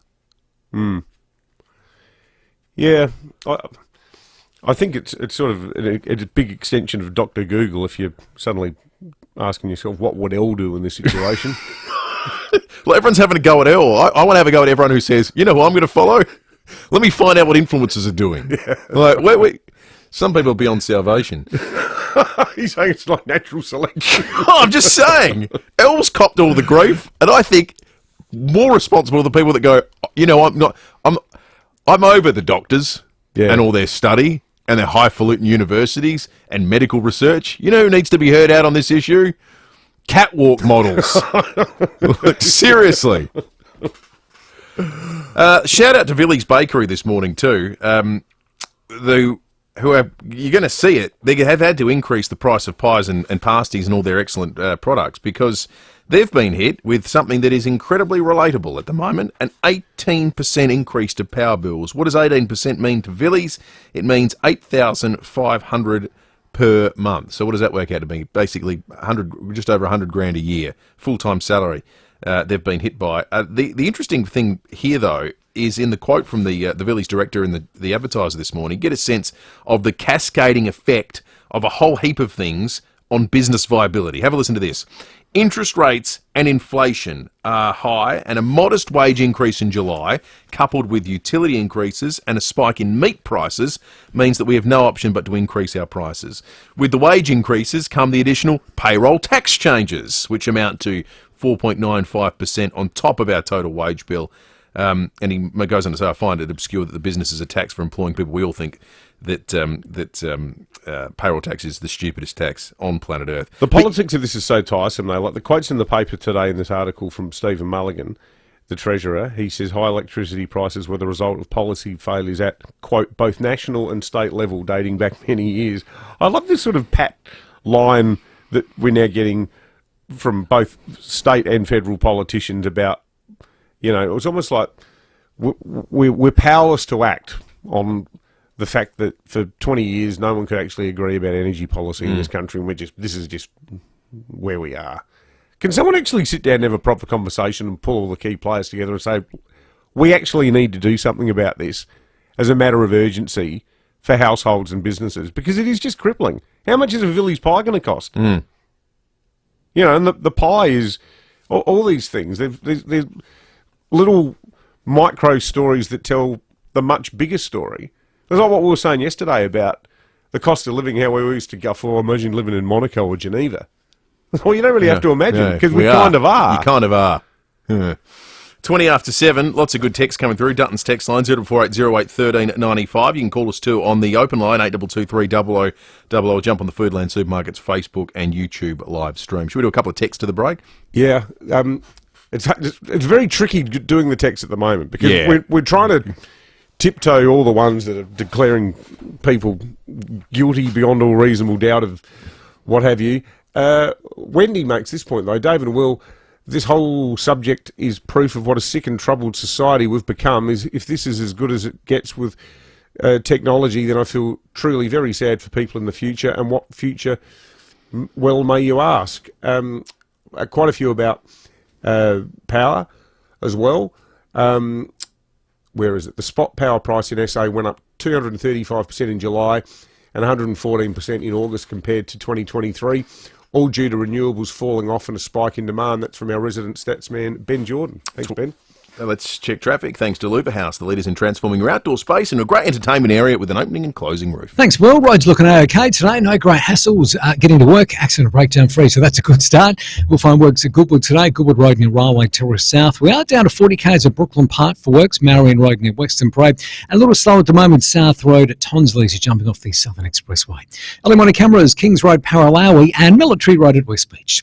The 7-seat Isuzu MUX has room for all of life's moments, no matter how big or small. Visit your local Isuzu Ute dealer today to discover the range. Adelaide's most accurate traffic on 5AA. 5AA Mornings with Matthew Pantelis. We do a lot of work off air here in helping people out. A lot of people get in touch. We certainly go into bat for them wherever we can. And late last week, we had a call actually from Frank Pangello's office. We were able to assist Doris, who is on the line. Thank you, yes. Absolutely. I can't thank you guys enough. Matthew Pantelis. When people are stuck, you know you can always turn to us and we'll do our best to help. Weekday mornings from 9 on 5AA. Always Adelaide. Final tickets are selling now. Tickets for the Hospital Research Foundation Home Lottery are over 95% sold. This is your last chance. You could win a life-changing $3.9 million grand prize, a Scott Salisbury bungalow in Glenelg East, and $500,000. Plus, your tickets stay in more than 10,000 draws. Life-changing prizes. Life-changing impact. HomeLottery.com.au. Licence M14585. Now, let's see what's in the swear jar at Buy Urban Bathrooms and Kitchens. Oh, wrong swear jar. This is it. From Martin the Tiler, affectionately known as Millimetre Martin. He swears you'll love his millimetre-perfect craftsmanship. And here's one from Rick the Plumber. Rick swears to always clean up after himself, guaranteed. For a team that swears to deliver on quality and service, see Buy Urban Bathrooms and Kitchens, Adelaide's home renovation experts. From town to town across the nation, the expert team at Hearing Australia are giving all Aussies the quality hearing care they deserve. That's why they've been named the Reader's Digest #1 trusted hearing brand for the 4th year running. Do you or someone you know have concerns about hearing? Well, now's the perfect time to register for a free 15-minute adult hearing check. And pensioners could be eligible for $0, fully subsidised hearing aids under the Australian Government Hearing Services Program. So why trust your hearing to anyone else? Find out more at hearing.com.au or call 134 432 to book an appointment with Hearing Australia today. Other services may attract fees. Conditions apply under the Australian Government Hearing Services Program. The biggest threat to your business isn't your competition. It's cybercrime. Cybercrime threats impacting Australian businesses large and small continues to grow year on year. One call to one solution will put your business in a safe place and save you from the devastating consequences of cybercrime. It's the smartest, most cost-effective business decision you'll ever make. Stay safe and protected. Get in touch with One Solution. onesolution.net.au, a Platinum Telstra partner. When the mornings start getting warmer and the sun rises a little bit earlier, the dream you let lie dormant over winter wakes. It's time to start with Olympic Industries Spring Sale. Huge savings on locally engineered verandas, carports, garages, tool sheds and more. Start building your dream now. And one day you'll look back at where it all started, in your own backyard, with Olympic Industries Spring Sale on now. Rosanna Mangiarelli here from 7 News. Join me and Will Goodings for Adelaide's leading news hour, 7 News, tonight at 6 o'clock. Head to your Hyundai dealer for run-out offers across MY24 range, petrol and diesel vehicles. T's and C's apply. David Penberthy and Will Goodings, 5AA Breakfast. 25 minutes after 7, let's talk sport. Rowing Timmy G last night. Obviously, there's a bit of frank conversation going on about the situation at Alberton right now. There's still a game to play and potentially more for Port if they can get over Hawthorn on Friday. The most optimistic Port supporters at the moment are making the observation, you beat Hawthorn on Friday, and there's not many teams in the top 8 you got a better record against than Sydney. Yeah, correct. Well, last time they played Sydney, it was a bloodbath. That's right. So there's something. Is there cause for optimism? There's still a lot of scepticism. Have a listen to this caller with Timmy G on the Sports Show last night. Why can't this team handle expectation at Adelaide Oval, especially in finals? We don't know which team's going to turn up on the day. And why is Port still an emotionally driven team, not a systems-driven team? The coaching team have had 12 years to find a system that stands up in finals, and the results don't show it. Michael, great call, Michael. Great call. I can't argue with any of your points there, because I was expecting more on Thursday. I was expecting that we had matured over those issues in finals, and I thought we were going to show some fight and some grit, but we got anything but that, and that's what is so disappointing. Luckily, very luckily, you get another opportunity to make that go away by winning. Yeah, this Friday night. Sounds like it's going to be a good crowd as well. The tickets were still in hot demand yesterday, so there's going to be a decent crowd. I saw some across the border. Some of the flights, return flights from Melbourne to Adelaide, over $1,100. That's crazy, isn't it? Unbelievable. Malcolm Blight made a good point about sides that historically have lost finals when they've had the double chance have come back stronger afterwards. He was talking about the 98 experience of the Crows when they got thumped by Melbourne, 48 points. Up. Yeah, so when those really big losses, it sort of can have the effect of, right, okay, blokes, can you just get your act together? Like, we're much better than this. That's the sort of sentiment that Port needs, like for all of them almost to be shamed into or angered into going out there and playing their hearts out. Hey, I just want to say, Timmy G, as an SANFL tragic, Tim, with his TV coverage of the Sandful games, and last night doing the on-the-couch stuff during the McGarry medal count, which we always watch that at home, he's just such a genuine and so on top of everything with the Sandful guy. Like, he's so rooted in Sandful history. And as a Sandful fan, because I spend more time watching that than AFL these days, there's something comforting about having that bloke there. And Mark, there's not to take anything away from your colleague Mark Soderstrom, because he does a great job too, doing the count and all the rest of it. But Tim is just like this walking SANFL encyclopedia. I find excellent their call of the games on the game of the week on 7 hilarious. I think Tim's so funny during those calls. Oh yeah, he's brilliant. Yeah, does an excellent job. Stuff. It's been another good season. 5AA Apart News from the results. is on the way. Phil Curry's coming up next. What's on your bucket list? Skydiving? Swimming with dolphins? Hot air ballooning? Before you plan a bucket list, plan your will with Donlan Lawyers. A will, power of attorney and advanced care directive speak for you when you can't. It means you and your loved ones will be taken care of. Visit donlanlawyers.com. Put it on your bucket list.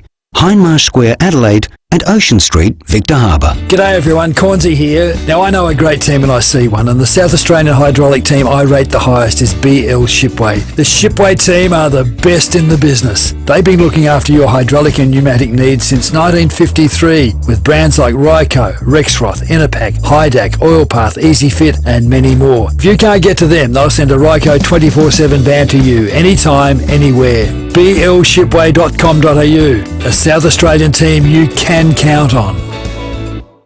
This is a winning season update for the Monopoly game at Macca's. Peel, scan and play today. That's how everyone is playing for a 1 in 4 chance to win. Who can blame them with $753 million in prizes up for grabs this year? Now, it's an unbelievably huge prize pool, and it includes 3 Isuzu MUX SUVs, TCL home entertainment packages, $10,000 worth of Amazon.com.au gift cards, or even free Maccas for a year. Download the My Maccas app to play today. More updates to come. Ends October 22.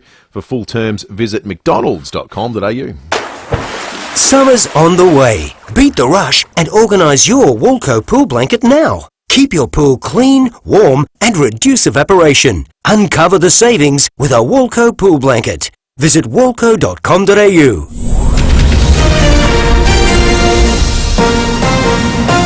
This is 5AA News, always Adelaide. Partly cloudy and 21 today with the 7:30 news. I'm Graham Goodings. Hydrotherapy at Physio Extra Marion has individual sessions and classes claimable on private health and NDIS. The federal government is committing to landmark legislation imposing age limits on social media. The policy will be brought in before the next election to better protect children online. Social Services Minister Amanda Rishworth has told Today a cut-off age is still being determined. The age of assurance trials at the moment are looking at between the ages of 13 and 16. Okay. Of course, we're going to consult around the specific age, but we know that's a particularly vulnerable age, and so that will be set out in the legislation. While the federal age cut-off is yet to be decided, the South Australian government has led the charge, already talking up plans to restrict access to children under 14. The skyrocketing cost of power is being blamed for a Villiers price hike. Mel Archer says they're not the only local company struggling with their electricity bill. Villiers says it has no other choice but to hike up the cost of its pies, pasties and cakes to cover the cost of a major increase to their electricity bill. It's jumped 18%. That works out to an extra $8,500 per month. And that's after negotiating down a jump of around 36%. The bakery, which employs around 350 staff, is also dealing with a spike in meat prices, interest rates and high inflation. Only last month, Nippies said it had been hit hard by the ever-increasing cost of power. Kamala Harris and Donald Trump are preparing to face off in the US presidential debate. The candidates are neck and neck in the polls. They'll meet in Pennsylvania for the official showdown. Ms. Harris is warning viewers Mr. Trump will likely lie. There's no floor for him in terms of how low he will go. And we should be prepared for that. We should be prepared for the fact that he is not burdened by telling the truth. And we should be prepared for the fact that he is probably going to speak a lot of untruth. Latest figures show almost 3/4 of young adults are feeling elevated levels of distress. Data from Suicide Prevention Australia's Community Tracker also shows 25% of those between 18 and 24 have had serious thoughts of suicide in the last 12 months. The Princess of Wales has shared a personal video announcing she's completed chemotherapy, detailing her cancer journey alongside her husband and children. UK correspondent Jessica Millwood. This video is incredibly candid, personal and intimate. It's unprecedented in terms of the royal family opening up about personal health battles. The Princess of Wales revealing she has now completed preventative chemotherapy and a new phase of her recovery begins. She said it's been a complex and scary time for her, William and the children, the diagnosis giving her a new perspective on everything. With humility, it also brings you face to face with your own vulnerabilities. Kate will attend a handful of engagements in coming months, but says she'll be taking it day by day. And Bluey has become the most watched television series in the United States. This year, the US has racked up 35 billion minutes watching the famous Blue Heeler from Brisbane. Now turning to 5AA Sport. Visit gliderroll.com.au and see how you could win during their Colorbond Steal the Show promotion. Tom, are any Bluey fans in your family? Yeah, the youngest, the 5-year-old Charlie doesn't mind, but more Peppa Pig. Oh, really? For us, yeah. Oh, Bluey for me. Bluey, good Australian one, isn't it? So, yeah. got to go with Bluey. Let's go with football for now, though. Port Adelaide's hopeful Zach Butters will play in Friday night's semi-final clash against Hawthorn at Adelaide Oval. The Power are desperate to bounce back after that humiliating 84-point loss to Geelong. Now, Butters was subbed out of that game with a rib injury, but is still likely to play, albeit sore. Hawthorn will be without midfielder Will Day for Friday's semi-final. The Hawks are also set to be without Cam Mackenzie, and that's because of a hamstring injury. Teammate James Warple says Day still has a role to play as the calming voice in the coach's box. So he's just a nice calming voice. Sometimes you get a few coaches that are a bit frazzled and saying some things that aren't as nice, but Daisy was a nice, gentle voice on the phone, which is good. The Socceroos will look to bounce back from their horror performance against Indonesia when they clash in a World Cup qualifier in Jakarta tonight. They lost last week 1-0 against Bahrain. In the EPL, Arsenal captain Martin Odegaard is in doubt for Sunday's North London derby against Tottenham. That's after injuring his ankle while playing for Norway in his country's 2-1 win against Austria. In other UEFA Nations League matches this morning, France have beaten Belgium 2-0.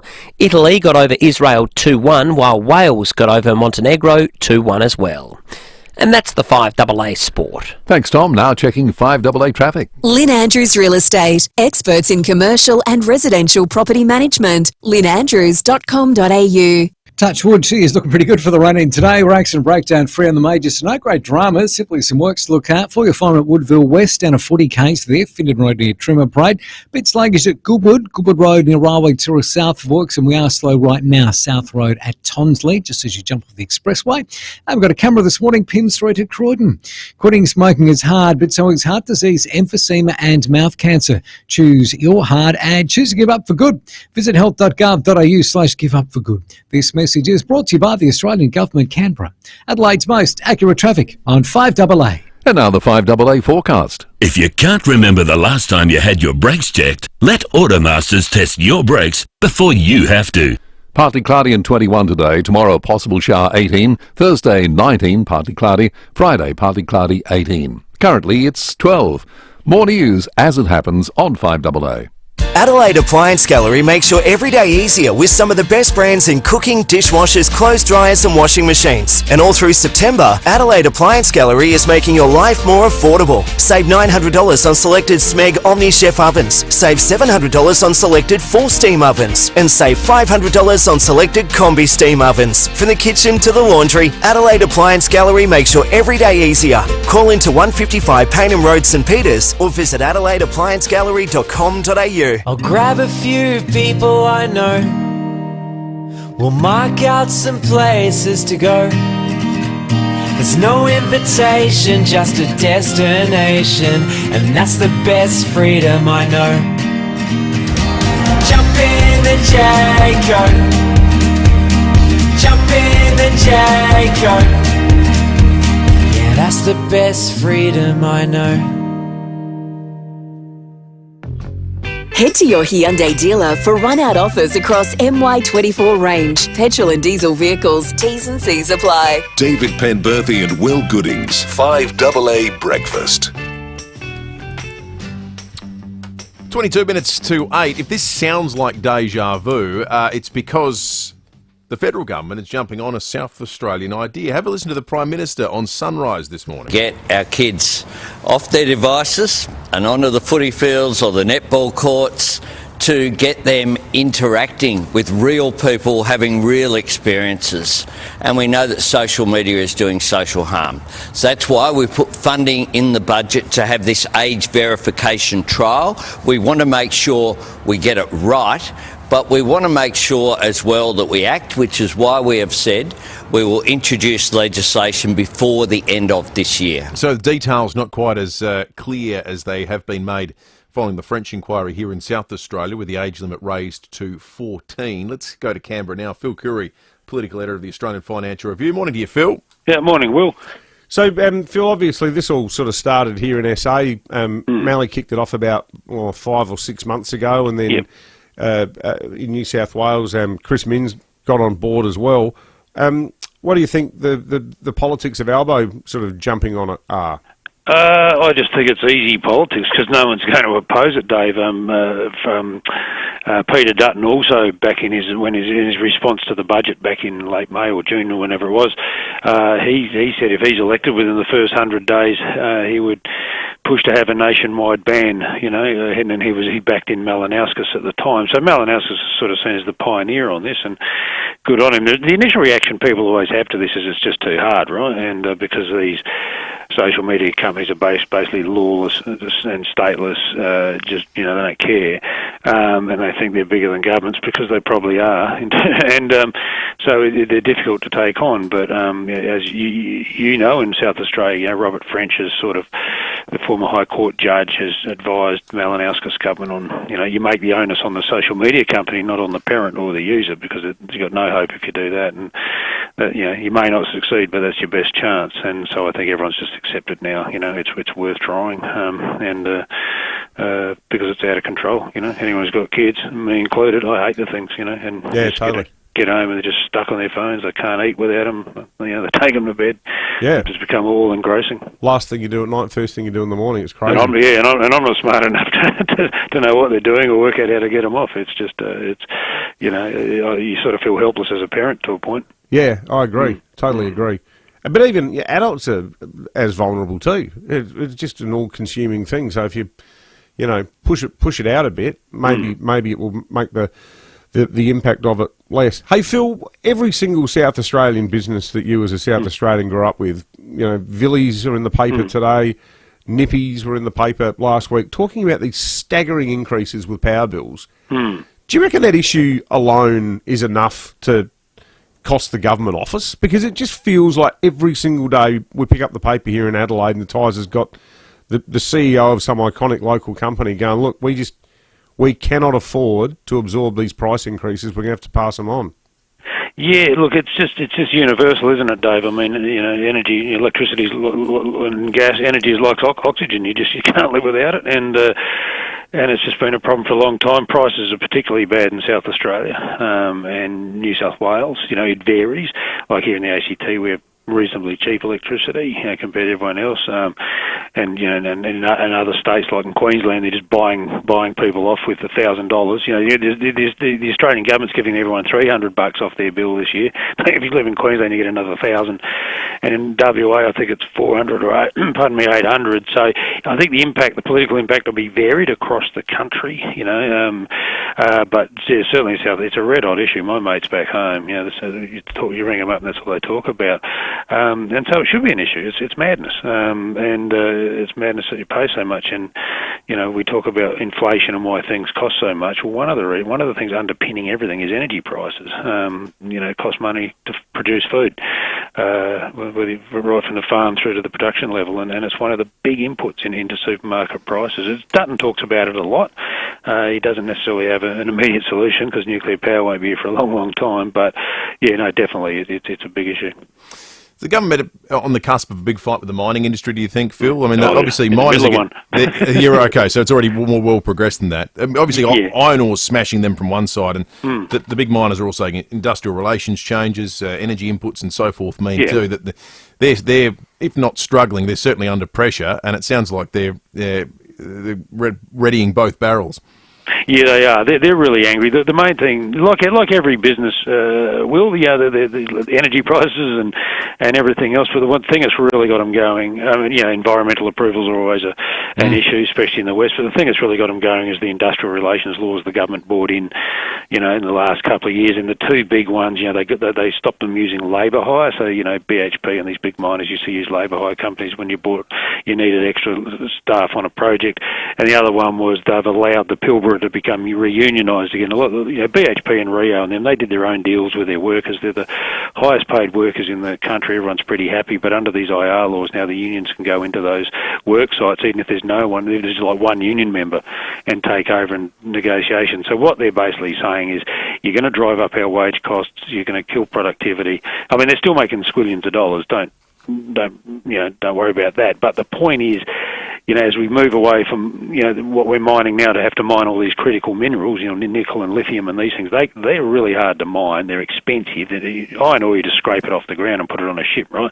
This stuff, it's really expensive and complicated to extract, and, the cost of doing business are going to be much higher. Plus, these things exist in a lot more other countries, so we've got a lot of competitors, and a lot of them are third world countries, and we've seen in Indonesia these cheap, dirty nickel operations have driven Nickel West out of business in WA already. BHP's closed the nickel mine, and they're just telling the government, you keep making business, cost of doing stuff more and more expensive, and you want us to get critical minerals out for your future made in Australia. Well, something's going to break, and it's really hit this tipping point, I think, and there's a minerals, council, the annual Minerals Week here in Canberra, so they're all here this week, and they're all hooking into the government. Great stuff as always, Phil. Let's not talk about footy either. When Will mentioned deja vu at the start of the show, I thought he's thrown towards the game. You were so confident too, Phil, when we spoke last week. Look, what it was is because Port let us, it got us into the finals by beating Fremantle. We thought we'd repay the favour by making Port look good. By taking pretty much the entire first half off. Yes, pretty much. I could do an whole episode on it, so we won't bother. All right, mate. Haven't even got the SANFL to cling to anymore either. No, go. What are we going to do? Who are we going to barrack for? Well, Howard? I don't know. Yeah, you got to go. Got to go first. Absolutely. Port gets knocked out, I don't know. GWS. We've got some interesting stuff coming up in about 15 minutes about Port and David Koch, but anyway, we'll save that for breaking at 8. Oh, is he going cranky again, is he? Okay. Yeah, big time. Good on you, Phil. To it. Okay, see. Cheers, mate. It's 15 minutes to 8. Speaking of Port Adelaide, the subject of this morning's jury largely goes to the future of finals tickets this morning. Stay listening, because you're going to be part of a big decision. Let's check traffic first. Louver House, the leaders in transforming your outdoor space in a great entertainment area with an opening and closing roof. Thanks, Will. Roads looking really good for the run-in today. We're accident and breakdown free. All the majors looking the goods. Do have works to look out for at Goodwood Road near Railway Terrace South. Also at Bedford Park. Flinders Drive near the Southern Expressway. And down to 40 Ks at the moment at Camden Park for works. Anzac Highway near Morford Road. Cameras Kings Road, Paralawi and Military Road at Henley Beach. When the lucky country isn't so lucky with Amy. Before buying insurance issued by Amy, read the PDS and TMD at amy.com.au and consider whether it's right for you. Adelaide's most accurate traffic on 5AA. Don't just get a forklift, get a Toyota forklift. Deliver more with Toyota, the world's #1 forklift brand. Choose from a great range including pallet jacks, walkie stackers and reach forklifts, right up to their leading Toyota counterbalance forklifts. Legendary reliability and safety with cleaner, greener electric options. Toyota can tailor the right forklift solution for you. For more, visit toyotamaterialhandling.com.au. Get a Toyota forklift. NRG Solar knows that solar isn't just about panels. It's about future-proofing. Start your journey to self-sufficiency today. Be the visionary. Take charge. NRG Solar's new warehouse is fully stocked with a stunning range of wholesale solar and battery equipment. See it for yourself. Discover the power of solar at NRG Solar. Call 1300 858 160 or visit nrgsolar.com.au and make tomorrow brighter. That's nrgsolar.com.au. Final tickets are selling now in the Hospital Research Foundation Home Lottery. Over 95% of tickets have already sold. This really is your last chance. Certainly is. You can win the life-changing $3.9 million grand prize, a Scott Salisbury bungalow in Glenelg East, plus $500,000. You could live the dream mortgage-free in a fully furnished bungalow with soaring ceilings, oversized open-plan living and a pool ready for the Adelaide summer. Plus, your tickets stay in more than 10,000 draws, life-changing prizes, life-changing impact. That's the Hospital Research Foundation Home Lottery. Find out more at homelottery.com.au. SA's own Respirico Healthcare has been supporting South Australians for 20 years. Our goal is to make a positive difference in people's lives. This month, we're proudly opening a new branch in Kilkenny. It will stock helpful devices for sleep, respiratory and assistive technology, with a focus on complex assistive technology needs. Ask about our education sessions and special offers at Shop 4, 10 to 14 Regency Road, Kilkenny. That's how you start making a positive difference. Respirico Healthcare, 6 stores across SA. When the mornings start getting warmer and the sun rises a little bit earlier, the dream you let lie dormant over winter wakes. It's time to start with Olympic Industries Spring Sale. Huge savings on locally engineered verandas, carports, garages, tool sheds and more. Start building your dream now. And one day you'll look back at where it all started. In your own backyard. With Olympic Industries Spring Sale. On now. 5AA Breakfast is streaming live right now. To watch, simply head to 5AA on Facebook or YouTube. Head to your Hyundai dealer for run-out offers across MY24 range. Petrol and diesel vehicles. T's and C's apply. David Penberthy and Will Goodings, 5AA Breakfast. All right, we've been training you for the best part of the last 18 months on the jury. Getting your jury thinking cap on. How to think outside of, self-interest. What are your morals? What do you stand for? What is your philosophy? And it's all... Your credo.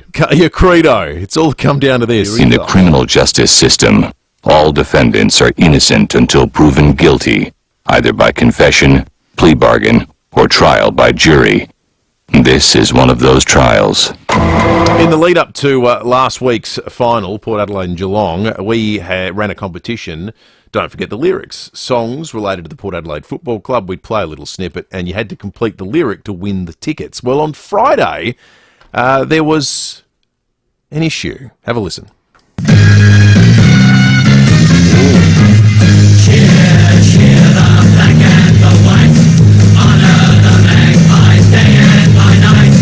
Live that loyal banner high. Let's go to James in Port Broughton. Follow the thunder to the sky. Oh, yeah, I'm afraid not, James. Close-ish, but no cigar. I'm afraid not. Let's go to Seaton. People seize up on the spot. Yeah, it's pressure. Joe, good morning. Honour and victory. You missed the line. No, you missed the whole line. All right, David, you ready to go? Yes, I'm ready to go. All right, David. Take out the thunder from the sky. We need a ruling? We need What's a ruling. That? We need a ruling. What do you mean a ruling? There's a word wrong. No, we can't accept it. It's sorry, not mate. right. I mean, it is right. complete the lyric, isn't it? Shake out the thunder from the sky. Whether the odds be great or be small, we'll come. Now, in an audio sense, this is the blue or white dress scenario. Because we ultimately awarded the prize to someone who said, shake down the thunder from the sky. But if you go to the actual Port Adelaide Football Club website, the official lyric is shake out the thunder from the sky, which is what David said. Conversely, though, if you look at the video on YouTube that has the lyric superimposed on it, that was done by the club, on that, which was the version that we were playing, the karaoke-style sing-along version on YouTube, the lyric is written as shake down. So here's the question for you this morning for the jury trial. Should we try and give the tickets to David, or should we, for this week's game, for Friday night's games, we've got tickets available this week as well. Should we give the tickets to David, or should they be up for grabs this morning? Bygones be bygones. Competition's done. It's a new week, new game. What do you think for the jury trial this morning? 8223 in the interest of justice. Look, I'm a softie. I give tickets away to people who've clearly got the answer totally wrong. But it feels, and we did spend quite a lot of time after the show listening to different versions, and part of the problem is the more you listen to it, the more confused you get. Is it saying down or is it saying out? The other confusing factor, obviously, of course, it's the Sydney Swan song. Their version, printed lyrics, is down. Their recorded version is down. But in David's defence, maybe there's an argument that the ultimate authority on this should be the Port Adelaide Football Club's own website. It says on the Port Adelaide website. So assemble jury. Let us know what you think. 8223 Do we give David the tickets, or should they be up for grabs? And if they're up for grabs, we're giving them away in the next hour. I tell you what, if David Before does, 9 o'clock. if the answer is he gets the tickets, we might have done him a massive favour, because it means that he missed out on that going to that terrible game last Thursday, and he might actually see him win this Friday. Sometimes you got to lose to win. That's right. All right, this is going to be interesting. This jury, tickets to David or up for grabs? Let's go to juror number one. Juror number one. Good morning. Good morning, guys. I heard David complain about his electricity bill yesterday, and I thought at least your power problems are only financial, not emotional. What do you reckon we do, jury number one? I think you give Dave the tickets, and then he can decide whether he goes or not. Give Dave the tickets. He might give them away to somebody he doesn't like. Thank you, jury number one. What do you say, jury number two? Give them to David. Give them to David. Thank you, jury number two. Jury number three, what do you say? Give them back to David. Let's not do what AFL does and rob everyone. Okay. Bit of a drive-by for the AFL. Jury number four, what do you reckon? Give him to David so he can cry twice in real life. See, that sounded generous, but it was actually really cruel. Some people are seeing the giving of the tickets as an act of cruelty. Juror number 5, good morning. Hi, I say give him the tickets. I've won stuff from FIVEAA before, and it's a beautiful feeling, so give them to him. Oh, thank you, juror number 5. There's a lot of lovely people What out do you there. say, juror number 6? Give him the tickets. Give him the tickets? Yeah. I think it's a boil over. Well, it's juror number 7, unless there's a late rearguard action of self-interested people out there. Juror number 7, good morning. Yeah, good morning. I've followed Port Adelaide all my life, gone to Alberton Oval, and it's definitely out. And the Swans, I think, have confused it with the Down in their song. So he should definitely get the ticket. All right, juror number 7. I That's think conclusive. He's got the tickets. We're going to 7-zip. We're going to call David, and we're going to give him tickets to this Friday night's game against Hawthorn if he wants them. Can you play the song one more time? No, I don't have it isolated. You haven't got it there? Sam Dado might be able to dig it out. Oh, that's all right. Look at the Dutton's text line. Some people have been less kind. Someone said it's a bit like the Crows, the Ben Keys goal. It happened. Now you have to move on. Well, unlike the AFL, the 5AA breakfast show does come with a rewind switch. Exactly right. We've just wound it back. Here, have a listen. Shake out the thunder from the sky. Play it again. Shake out the thunder from the sky. See, I can't tell. I simply cannot tell. What do you reckon? It's I've listened to it 50 times and I've heard it 25 times each way. Yeah. I think it's a bit like that.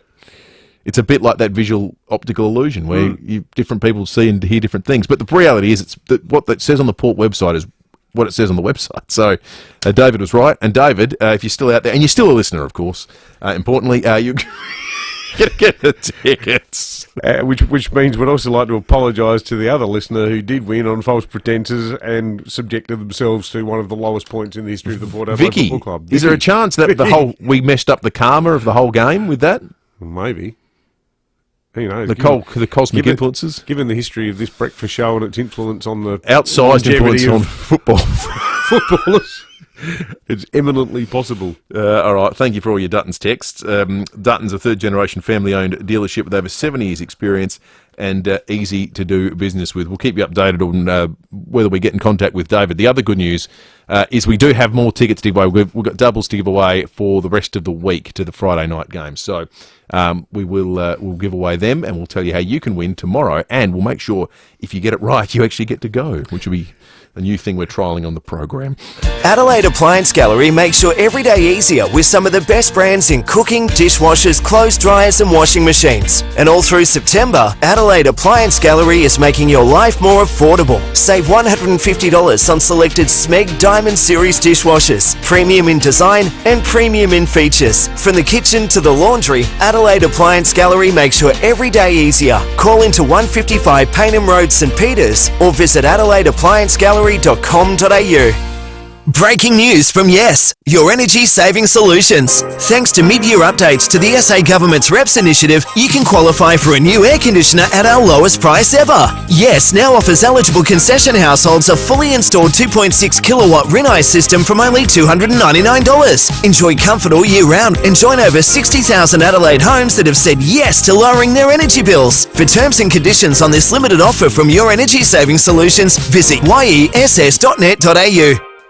You don't just do a good barbie, you're the tong master. You're not flipping snags, you've earned the title Backyard Hospitality Director. So, you deserve the very best outdoor kitchen from Adelaide Outdoor Kitchens. Choose from the best appliances, add a bar fridge or a pizza oven, or stun your guests with one of their custom-made concrete bench tops. And they also do indoor concrete bench tops as well.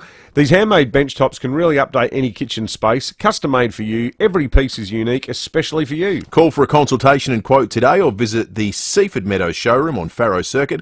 The best backyard hospitality directors choose Adelaide Outdoor Kitchens. Go to adelaideoutdoorkitchens.com.au.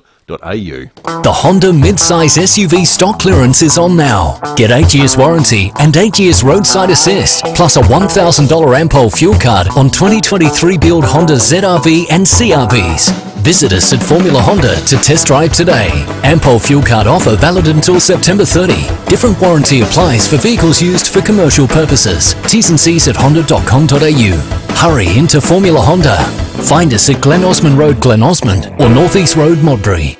When you die, who gets what? Will your kids or relatives argue over your estate?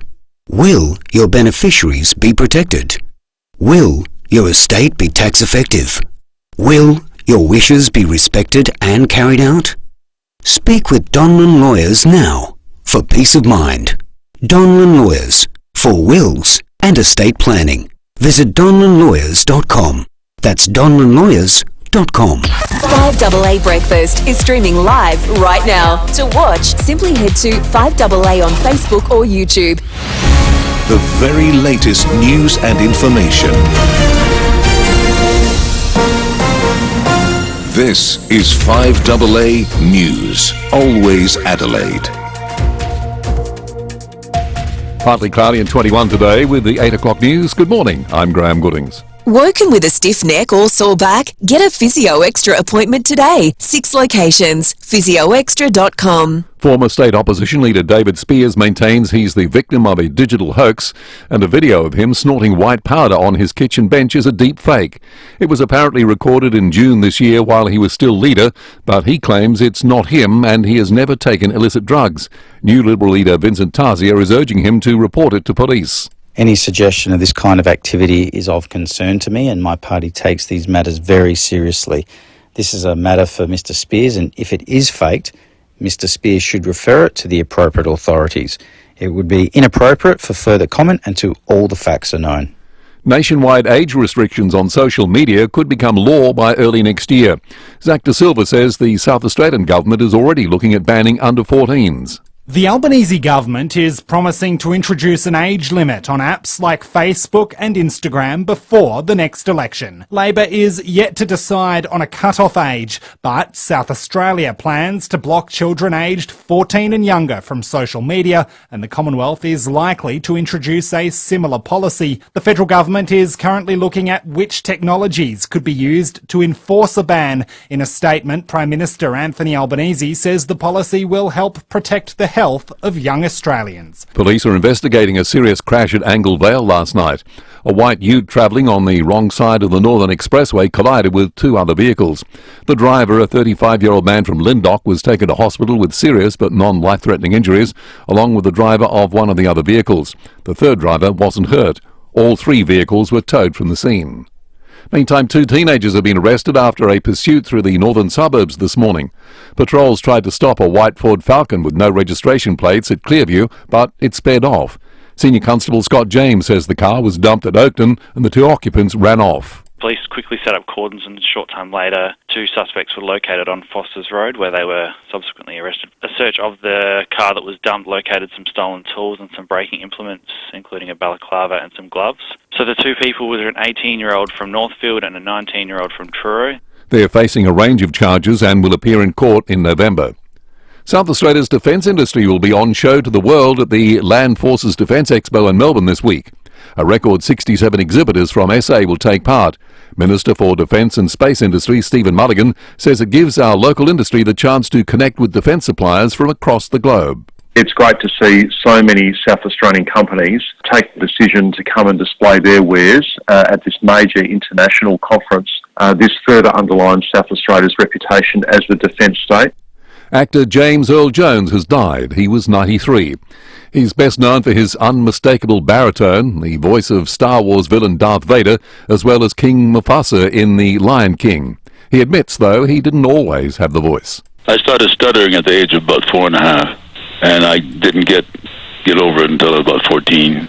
But in that time, I was practically mute. Now that spring has sprung, a warning to motorists. RAA Insurance and Fauna Rescue SA says spring is one of the worst times for kangaroo collisions.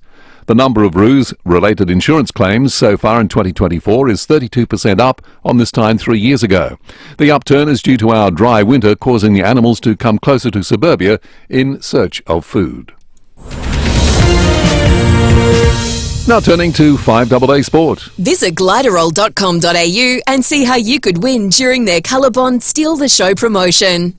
And here's Tom Wren. Thank you, Graham. This morning's main training session looms as crucial for Port Adelaide Vice-Captain Zach Butters as he tries to prove his fitness ahead of Friday night's knockout semi-final clash against Hawthorn. The 24-year-old was subbed out of the match against Geelong just after half-time, and he's told Channel 7 he's desperate to play. Yeah, there's no doubt I want to be out there Friday night. It's a good game. Want to help my teammates respond and get a win as well. Well, Hawthorn captain James Sicily says the fact Will Day has now been ruled out of Friday's semi-final against the Power is a real shame. He says Day's been an integral part of why the Hawks have made it this far. He's played such a big part in our season and getting it back on track. There's always hard luck stories in footy, and hopefully we can keep going deep so we can give him every chance to enjoy what finals footy is about, because, yeah, that was pretty fun on Friday night. Cam McKenzie will also miss the game through injury. Let's go to cricket. England will shift its attention to its 3 T20s and 5 one-days against Australia. That's after going down in the final test against Sri Lanka at the Oval. The tourists winning by 8 wickets and chasing down the target of 219, thanks largely to an unbeaten century from Pathum Nissanka. He does, and he belts it into the crowd. That's his second 6. Excellent batting from Pathum Nissanka. Audio there thanks to Fox. Now, despite the loss, England still won the series 2-1. And the Socceroos will take on Indonesia in a World Cup qualifier tonight in Jakarta. And that's the 5AA Sport. Thanks, Tom. Now checking 5AA traffic. Lynn Andrews Real Estate, experts in commercial and residential property management. lynnandrews.com.au. G'day there. Look out for a crash this morning at Angle Park. It's on the north-south motorway near Days Road. Got a burst water main today at Wingfield. This one's on Grand Junction Road near Richard Street. Slow for works at Woodville West, Findon Road near Trimmer Parade, with cameras this morning. Days Road, Croydon Park. Main North Road at Blair Athol. Shake up your style with hairstyling cocktails at Price Attack. Buy one, get one half price on top brands like NAC Hair, AG Care and more. Shop Price Attack today. Adelaide's most accurate traffic on 5AA. And now the 5AA forecast. If you can't remember the last time you had your brakes checked, let Automasters test your brakes before you have to. 21 and partly cloudy today. Tomorrow a possible shower 18. Thursday partly cloudy 19. Friday partly cloudy 18. Currently it's 12. More news as it happens on 5AA. Stay informed, get involved. 5AA, always Adelaide. Head to your Hyundai dealer for run-out offers across MY24 range. Petrol and diesel vehicles. T's and C's apply. David Penberthy and Will Goodings, 5AA Breakfast. 7 after 8, we're going to talk some rising statistical markers in this next half hour. Whooping cough, 10 times the levels we've seen this time last year. Nicola Speirs, the Chief Medical Officer, has a warning for all pregnant mothers out there. We'll talk to her in a moment. Also, have you ever hit a kangaroo in your car? Incidents are up significantly. The RAA, which we've said in 5AA News, saying insurance claims are up 30-odd% from where they were 3 years ago. But this is, I think, a better marker. Fauna Rescue SA say they've attended 3 times as many call-outs April and July this year as they did last year. I wonder what makes the movement of kangaroos fluctuate. Apparently it's the food, how dry it is. Yeah, right. They have to come further Because for normally food sources. They'd probably want to keep away from roads. That's right, but they're forced to get closer to suburbia. I'd say once a month I'd see a dead roo. Maybe not once a month, at least once every 2 months I'd see a dead roo on the side of the road at Norman Road at Aldinga, which is the one that takes you down to Silver Sands. There's so many that come out of the conservation park, and There's so many places in Adelaide where there's big mobs of them. Yeah. I wonder if any of our listeners have had, if you've had a near miss, or maybe you've collided with a roo before, what happened? Often the car's a write-off. 8223 let us know. Tell us your story. We'll give you a Wallace Cinemas family pass. Let's break some out. Well, a bit of a pattern of behaviour is emerging here, I think. Not for the first time. One of our 5AA regulars has landed himself in hot water, sitting in front of a live radio microphone here on the 5AA Breakfast Show. Listeners will recall about 3 weeks ago, in our regular fireside chat with Port Chairman David Koch, he launched a pretty withering spray on the SANFL. This was after Port finished bottom of the ladder this year, and Kochie made some dark comments about the relationship between Port and the SANFL, the amount of money he says Port put into the SANFL. Yeah, I asked him the question, because I had heard off the record that there were... This is how bizarre how this scenario developed. I asked him the question about that because I'd heard that there had been a breakthrough in negotiations between Port, the Crows, and the SANFL when it came to changing rules to make them more amenable to staying in the SANFL, with the AFL saying there's no VFL reserves competition coming there's no AFL reserves competition coming anytime soon. So I thought he might give us a bit of intel saying, oh yeah, things are going and progressing in a good way. Well, quite the opposite. If things were progressing in a good way, they have been progressing in a very bad way, because without any exaggeration whatsoever, in the last 3 weeks, Kochie has turned himself into a genuine hate figure within the SANFL. People are absolutely spewing about what he said. They believe that he went so far as almost to suggest corruption or financial mismanagement, beyond financial mismanagement, financial potentially wrongdoing.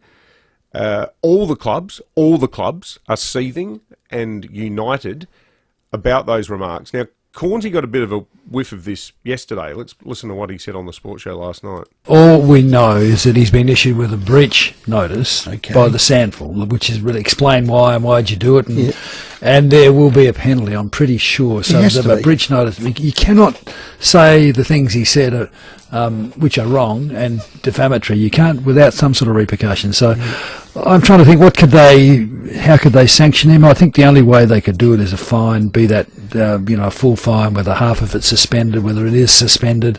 So I think it will be a financial sanction. Now that's the issue. Will it be against him personally or against the club? That's the interesting part. So we've had it confirmed this morning that a letter has been sent to David Koch, and there's some sort of time frame by which he has to reply. Who knows? I mean, he's coming on the show tomorrow or Thursday. We're not sure. He might even try to use his segment to explain or pull back from the remarks. Maybe he'll be like a bull at a gate and say, nope, stand by every word.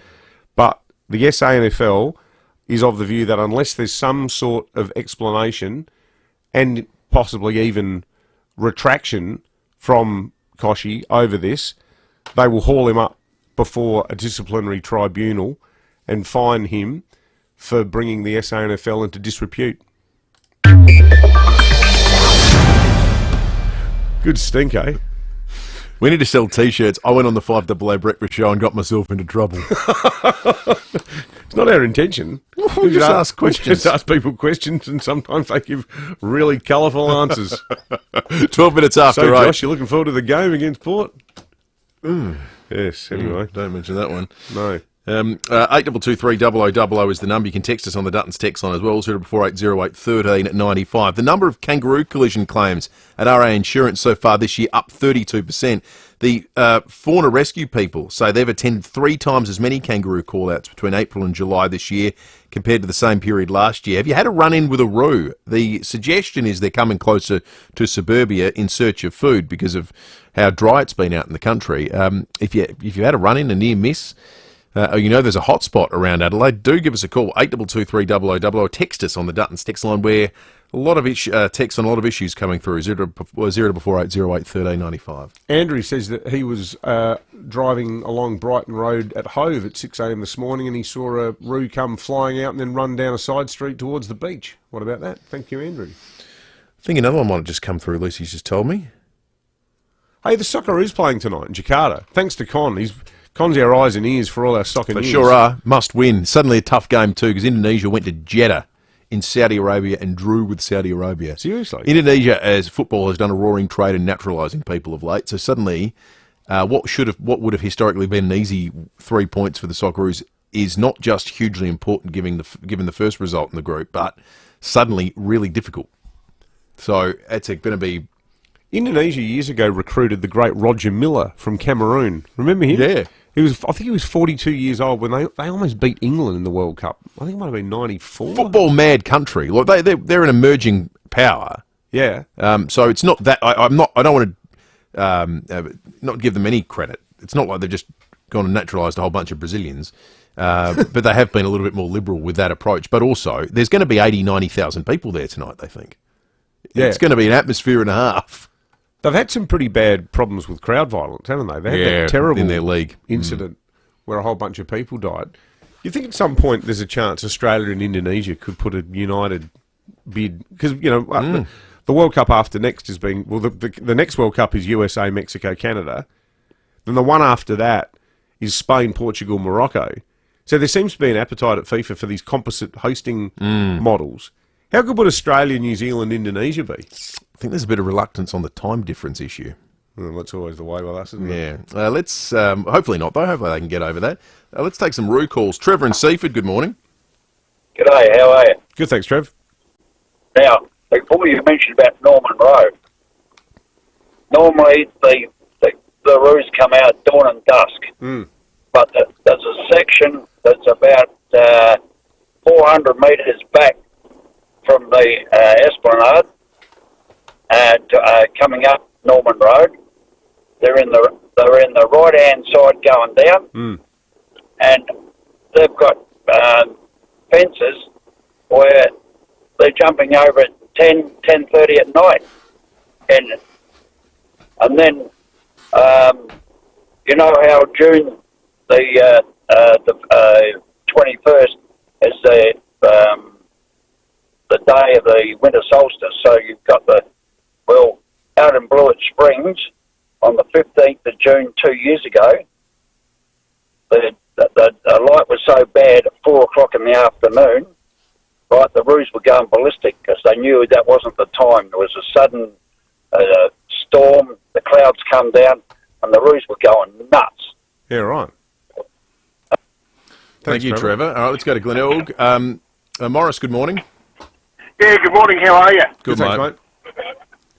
Yeah, look, I was down last weekend. There is big mobs of big greys down at Wollonga, around by the Cube, down near Darrenbergs and that. And I was down there the other day, and it just reminded me of a few years back. My 90-year-old mother was dropping me off, and it was just after dusk, and she was driving me along the Corolla. We're going along that road where the Cube is, and there would have been 150 roos. All over us, jumped over the car and everything, completely missed it. And I turned around to my mum and I said, "Mum, that is so lucky. That is amazing. How did you miss them?" And she said, "Miss what?" Right? Never saw one roo. Never drove after that either, by the way. Oh, gee. Wow. That's terrifying. Thank you, Morris. Let's go to Kevin. Good morning, Kevin. Yeah, g'day, guys. I live at Manham, and back in 21, I bought a Corolla, a brand new one, on the way home. One come out of the side and hit it.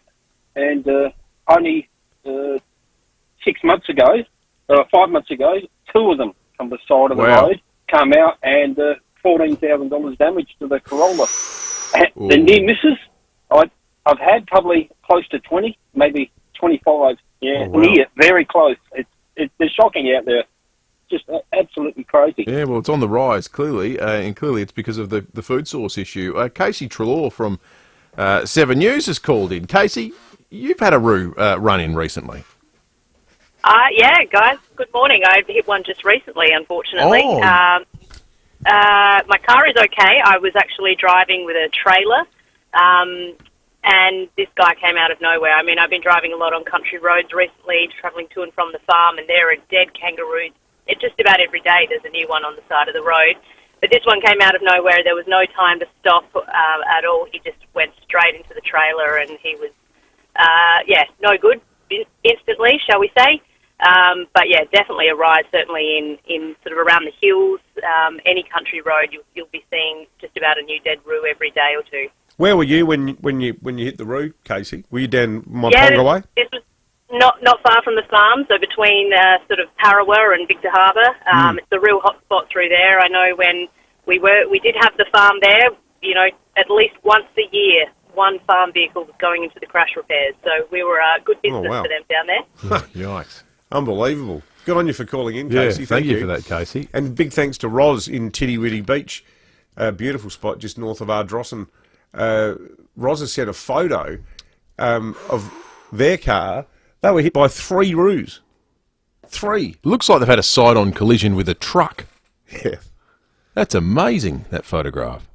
Wow. A mate of mine was driving from Sydney to Canberra once in a hire car, and it was grand final day. He was going down there to have a grand final barbecue in Canberra with some old mates who all worked together years ago. He left really early, so it was like 6 o'clock in the morning or something. He was just outside of Sydney, round Pheasant's Nest. He hit a roo, and the roo was actually jumping in the air, and it smashed the entire windscreen and ended up dead on the passenger seat. Oh, yuck. Stephen O'Halloran Hills called in. Morning to you, Steve. Morning, guys. How are we doing there? Good, thanks, mate. Yeah, I didn't actually hit one, mate, but I live at, obviously, O'Halloran Hill, and there's a big reservoir up here that's full of roos. And the other morning, mate, I opened up my blinds on the for the lounge room, and there was one, must have been about as tall as me, looking at me through the window. You're trying to wake up too? Yeah, I actually thought I was still in bed, half asleep. I thought, what is that? It would have been about a foot away from my head, looking at me right through the window, and then it just sort of bounced off up Blue Hills Road. Crikey. So they're quite those big ones when they stare at you, they're pretty intimidating, I reckon. Oh, yeah. Yeah. Because we often take the kids walking through the scrub, and there's heaps of them down there at the conservation park. But every now and then you'll just see one, and it'll just stand up and stare at you. Got no issue with you whatsoever. No. Well, they're not like the big ones in the middle of Australia. They're terrifying, some of those ones. Well, some of them are huge. Some of those big reds. But some of the ones locally are that big. Yeah. They are massive. Oh, I've never seen ones like you get out in the middle of Australia. Remember that shocking video that emerged of the woman who was walking her dogs on Cooperinga River, and a kangaroo got one of the dogs in like a they tried to drown him. A chokehold. Yeah. Well, it killed one of the dogs. Yeah.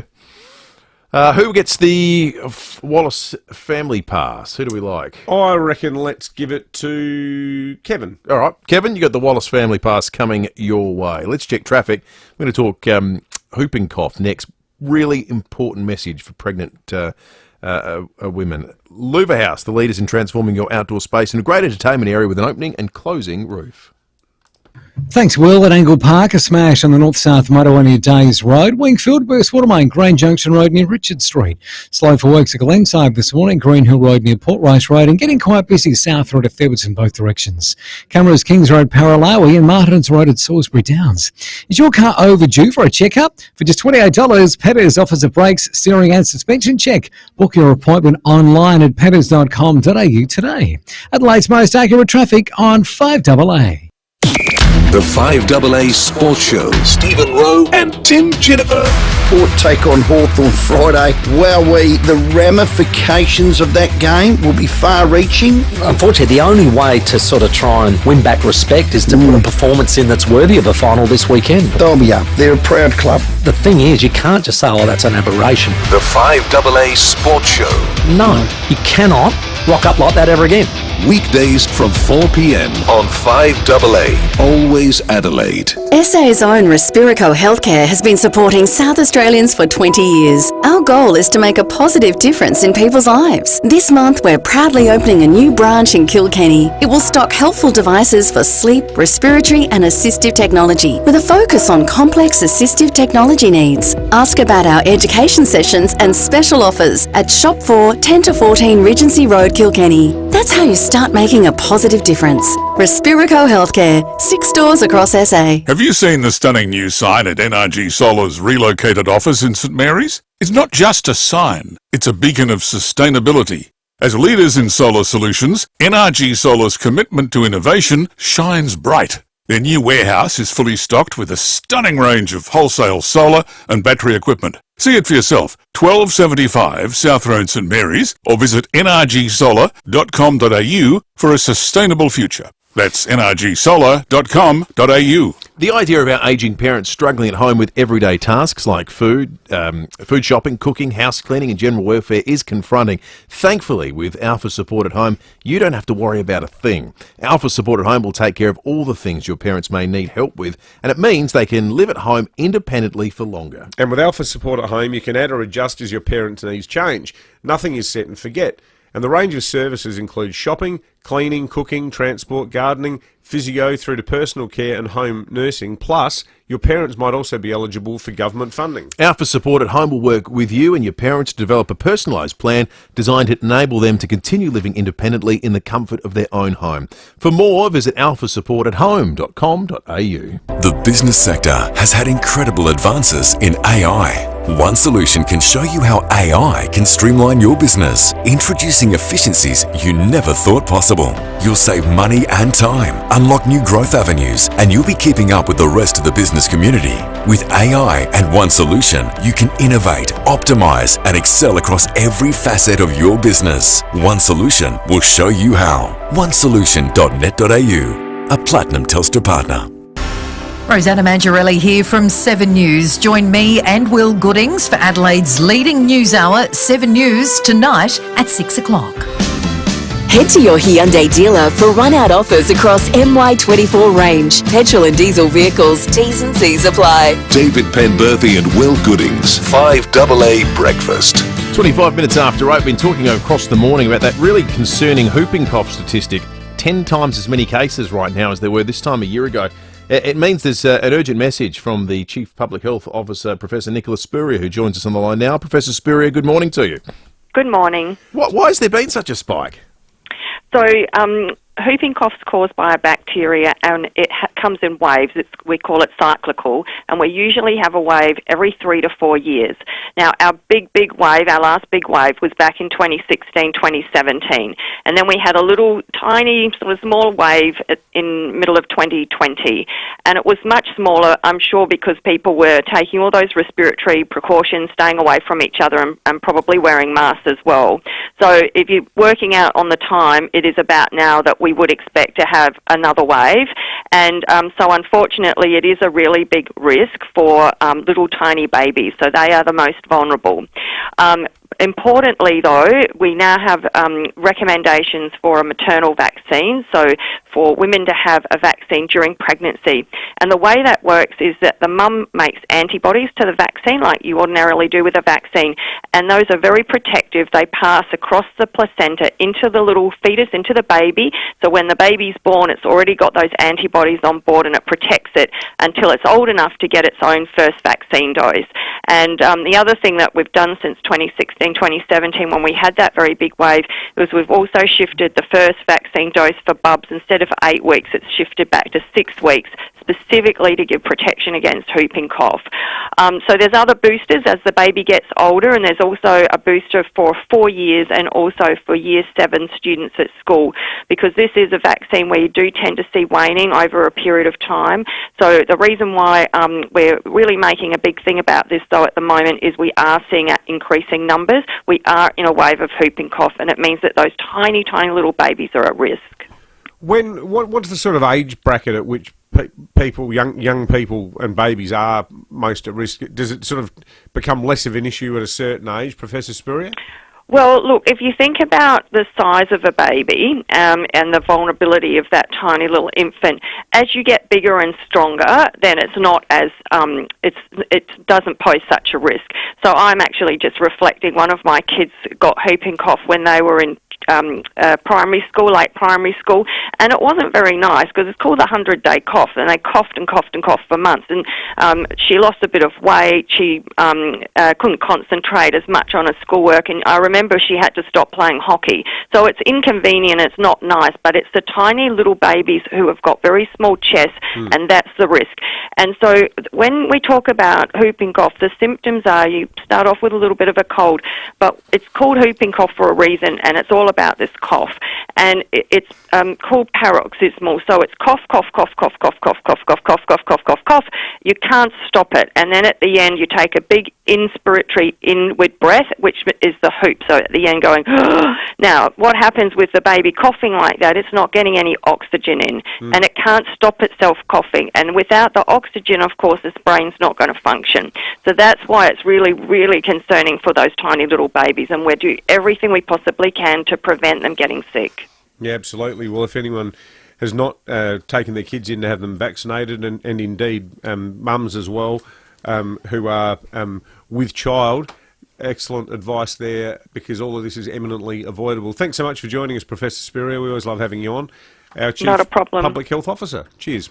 All right, it's coming up to 29 minutes after 8. 5AA News coming up in just a moment. Breaking news from Yes, your energy saving solutions. Thanks to mid-year updates to the SA Government's REPS initiative, you can qualify for a new air conditioner at our lowest price ever. Yes now offers eligible concession households a fully installed 2.6 kilowatt Rinnai system from only $299. Enjoy comfort all year round and join over 60,000 Adelaide homes that have said yes to lowering their energy bills. For terms and conditions on this limited offer from Your Energy Saving Solutions, visit yess.net.au.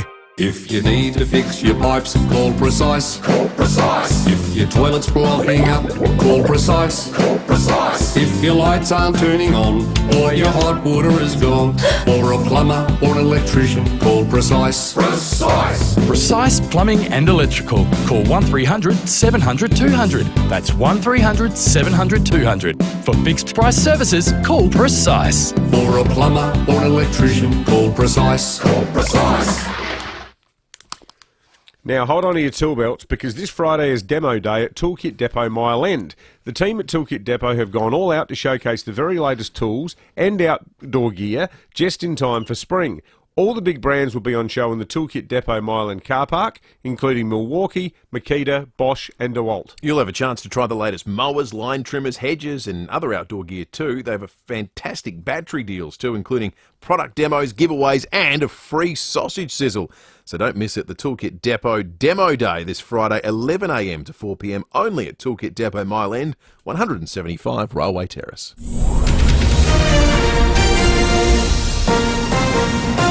This is 5AA News, always Adelaide. Partly cloudy and 21 today with the 8:30 news. I'm Graham Goodings. Hydrotherapy at Physio Extra Marion has individual sessions and classes claimable on private health and NDIS. David Speirs says he's the victim of a deep fake after a damning video emerges of the former opposition leader.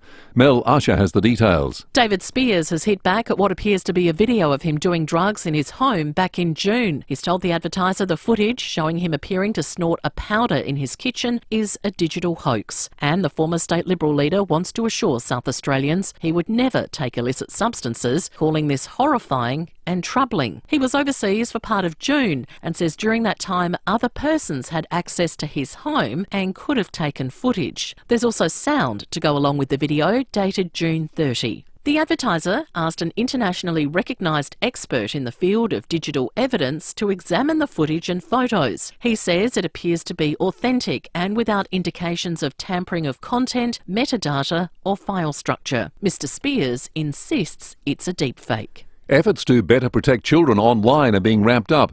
The federal government is promising to introduce a nationwide age limit on social media before the next election. Prime Minister Anthony Albanese says it's about improving children's well-being overall. We want to get kids off their devices and onto the footy fields, onto the netball courts, into the swimming pools. We want them to have real experiences with real people, because this is something that is causing social harm and every parent is concerned. While the federal age cut-off is yet to be decided, the South Australian government has led the charge, already talking up plans to restrict access to children under 14. The Princess of Wales says she has completed her course of chemotherapy. She shared the message in a video released by Kensington Palace. Doing what I can to stay cancer-free is now my focus. Although I have finished chemotherapy, my path to healing and full recovery is long, and I must continue to take each day as it comes. 2 men are in hospital after a crash on the Northern Expressway at Angle Vale last night. Senior Constable Scott James says a Mitsubishi Ute travelling on the wrong side of the road hit two other vehicles. So the driver of the Mitsubishi was a 35-year-old man from Lindok. He was taken to hospital for treatment of serious but non-life-threatening injuries. The driver of the two other vehicles, so a 40-year-old man from Pewit, was taken to hospital for treatment of serious but non-life-threatening injuries. And the driver of a red station wagon was a 62-year-old man. Thankfully, was not injured. Police are investigating the circumstances of the crash and have asked anyone with dashcam footage to contact them. South Australia's defence industry will take centre stage at the Land Forces International Defence Expo in Melbourne this week. A record 67 exhibitors from SA will be on show. Minister for Defence and Space Industry Stephen Mulligan says we are at the forefront of the nation's defence industry and renowned for innovation, world-class research and development and a highly skilled workforce. South Australia has long been regarded as the defence state. We're not only the home of naval shipbuilding, but we have more than 400 defence companies with broad capabilities for our Navy, Army, Air Force, as well as the emerging technologies. And they'll all be in line to show off their wares over the course of this week. And Bluey has become the most watched television series in the United States. This year, the US has racked up 35 billion minutes watching the famous blue heeler from Brisbane. And now turning to 5AA Sport. Visit gliderroll.com.au and see how you could win during their Colorbond Steal the Show promotion. And here's Tom Wren. Thank you, Graham. Port Adelaide is confident Zach Butters will play in Friday night's semi-final clash against Hawthorn despite nursing sore ribs after being subbed out of last week's qualifying final loss against Geelong. The Hawks have injury concerns themselves with Sam Frost and Will Day already ruled out. And joining them on the sidelines is Cam McKenzie, who won't play because of a hamstring concern. Meantime, Geelong coach Chris Scott says he's not aware of any conversations between Bailey Smith and Cats management. No, he hasn't told. I'm not aware of it. Are you hopeful? If he has. We've got a lot of balls in the air at the moment. I think it's a little bit different to the situation. Josh Battle's an unrestricted free agent, so he's nominated Hawthorn. He's going, so he can make that call. You can't make those decisions when there's a trade situation. Audio there thanks to Fox. Smith has told the Western Bulldogs he wants a trade but hasn't said which club he wants to get to. To cricket, Sri Lanka's clinched a rare test win on English soil, crushing the hosts by 8 wickets. It's the tourists' first test match victory in England for 10 years and only 4th ever. England still won the series 2-1. The Socceroos will be hoping to bounce back from their horror 1-0 World Cup qualifying loss against Bahrain on the Gold Coast, but they face a difficult task taking on Indonesia in Jakarta this evening. And Australia has beaten Great Britain 13-12 at the Under-23 Baseball World Cup in China. And that's the 5AA Sport. Thanks, Tom. Now checking 5AA traffic. Lynn Andrews Real Estate, experts in commercial and residential property management. lynnandrews.com.au. Crash getting cleaned up at the moment, Angle Park. It's in the north-south motorway near Days Road. Wingfield, Burst Watermain, Grain Junction Road near Richard Street. Slow for works at Goodwood Road near Railway Terrace South, and down at 25 k's for works at South Plimpton, Cross Road near Marion Road. Cameras Main North Road, Mawson Lakes, and Trimmer Parade at Seaton. Look for the RAA sign at over 400 independent RAA-approved repairers across SA. You know you can trust them because RAA do. Adelaide's most accurate traffic on 5AA. And now the 5AA forecast. If you can't remember the last time you had your brakes checked, let Automasters test your brakes before you have to. Partly cloudy and 21 today. Tomorrow a possible shower 18. Thursday 19 and partly cloudy. And Friday also partly cloudy but 18 degrees. Currently it's 14. More news as it happens on 5AA. When it comes to reducing pain and rebuilding strength, Kiesa leaves nothing to chance. Our university-qualified health professionals don't just treat problem areas. They design personalised training programs using Swiss-engineered machines unique to Kiesa. These machines safely isolate the affected area, test your strength, and help rebuild your muscles for a stronger, more active and healthier life. Kiesa, building strength with precision in Norwood. Final tickets are selling now. Tickets for the Hospital Research Foundation Home Lottery are over 95% sold. This is your last chance. You could win a life-changing $3.9 million grand prize, a Scott Salisbury bungalow in Glenelg East, and $500,000. Plus, your tickets stay in more than 10,000 draws. Life-changing prizes. Life-changing impact. HomeLottery.com.au. Licence M14585.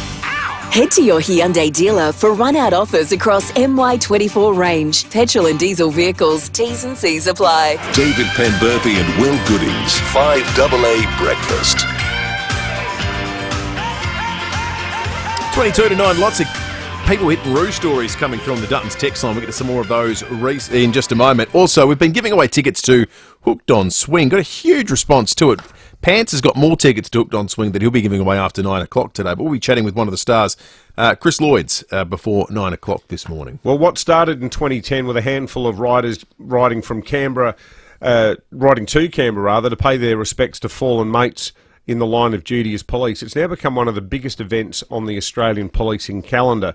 It's the wall-to-wall ride for remembrance, and it is underway this week, culminating in Canberra this Saturday, where coppers from around the country are going to be arriving on their bikes. One of them is a bloke who for many years was in charge of the city, Chief Inspector Matt Nairn, who's also a board member of Police Legacy, who do terrific work looking after the families of those whose loved ones have paid the ultimate price while keeping the community safe. And Matt is, I believe, if everything's gone to plan, currently in Murray Bridge, having left at about 10 to 7 this morning with 100-odd other blokes. Matt, how are you going there? Hey, good morning, gents. How you going? I'm going well. You're going well, so everyone's headed off, and have you made it to Murray Bridge already? We have. We got the barbecue fired up. Everybody's having a good breakfast and a coffee here at the Sturt Reserve. We've probably got 115 to 120 motorcycles and an absolutely glorious day. We were chatting on the phone about this a couple of days ago, Matt, and sadly, every state and territory in Australia has a story to tell when it comes to the loss of police officers' lives in the line of duty. Yeah, it is. It is a sad story. It is the reason we ride. We ride to remember our fallen mates, and on this occasion, all too close to home, one of our own motorcyclists was Jason Doig. He rode with us to celebrate 21 years since, commiserate the death of Bob Zobzak. And unfortunately now we're carrying a baton with his name in it over to Canberra to put on the wall. That's rather sad. It certainly is. It was only last November, when Jason lost his life. And I understand you're going to ride through Lucindale as well, through his hometown on the way over there? Yeah, we're going to have a barbecue in Lucindale, meet up with members of the family, hopefully, and his family, friends and mates are going to bring out a couple of his his motorbikes and meet us, and we'll have a barbie lunch and remember him down there on the way through. Oh, wow. That's going to be a pretty moving but important event for everybody concerned. Matt, just in terms of police legacy and how you generate funds, for the benefit of, all of these wives and kids who are left behind after these tragedies, is there anything that our listeners can do to help out? Because it's such a hugely important cause. Well, it is, and it's like, for instance, this morning we put a barbecue on Police Legacy, staff cooking that with some of the board members, and we get the riders to make a donation, and that goes towards, because we're effectively one of those organisations that lives and breathes on its donations and how we can collect money. So if anybody out there at all is interested in supporting Police Legacy, please go to our website, have a look, have a chat to the staff about what you might be able to do. We run various events during the year to fundraise. This is one of the biggest ones, the wall-to-wall ride, and every state and territory is involved, and they all direct the fundraising to all of the police legacies in the country, which is very, very important to us. Yeah, absolutely. And are you taking a nice scenic route to get to the nation's capital? You're going along Great Ocean Road, giving you down all the way down in Lucindale. Are you going to keep following the coast? No, on this occasion, we'll have a few twisties up through the Snowy Mountains for a few of those that want to peel off, but we're trying to keep a fairly direct route this time on the highways because we've got large numbers of motorbikes.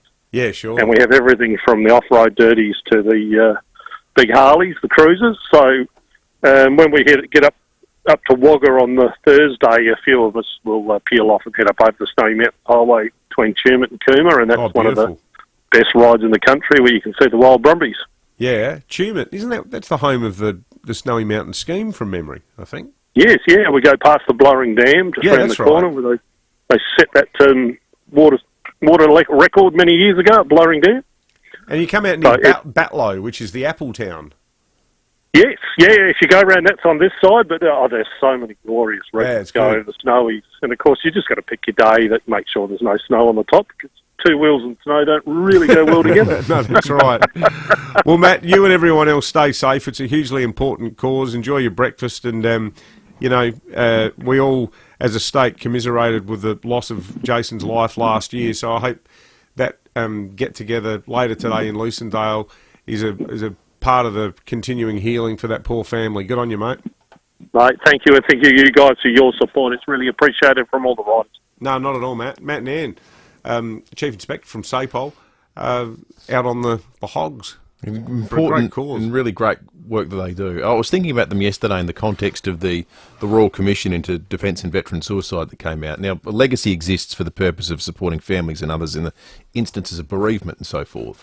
But one of the big issues that the Royal Commission about Defence Force personnel found was that once you get about 2 years removed from being in the Defence Force, you don't exist. There is no one that contacts you to see how you're going, rings up to find out how you're going. One of the big recommendations that came out of the Royal Commission that was handed down yesterday was there needs to be a new body set up that does precisely that, checks on the welfare of veterans and people who are leaving the Defence Forces, because that shocking statistic came yesterday. You're more likely to die at your own hand than that of an enemy combatant if you join the Australian Defence Force. It's terrible, isn't it? It's just absolutely horrific. And that lack of support. The lack of support is one of the big... There was more than 100 recommendations, but one of the big ones was there needs to be a new body that checks in on people. I just think about that in the context of the work Legacy does, which is after people have served, and it's always often dramatic and traumatic circumstances when it comes to Legacy, but it's a body that exists to support everyone after that time.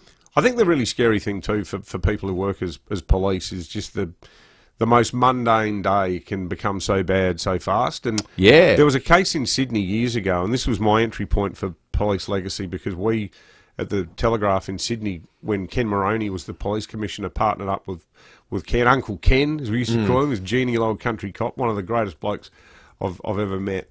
And we did a big blue ribbon edition of the paper every year, and it was inspired by this shocking case in 2002 when this young, recently married copper called Glenn McAnally had pulled over a car that was driving erratically, and the coppers did a check on the number plates, confirmed that the car was stolen, so he stopped the car. There were 3 guys in the car, and they shot him dead.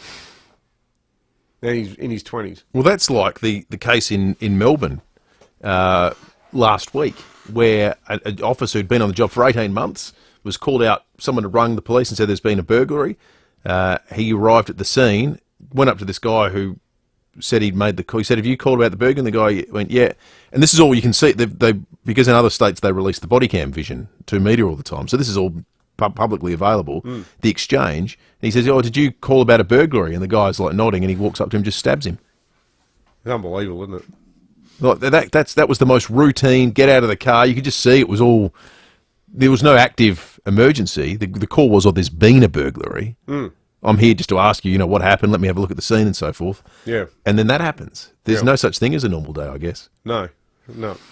14 to 9, let's check traffic, and then we're going to talk some swing in just a moment. Lever House, the leaders in transforming your outdoor space into a great entertainment area with an opening and closing roof. At Angle Park, residual delays clearing from an earlier smash on the north-south motorway near Days Road.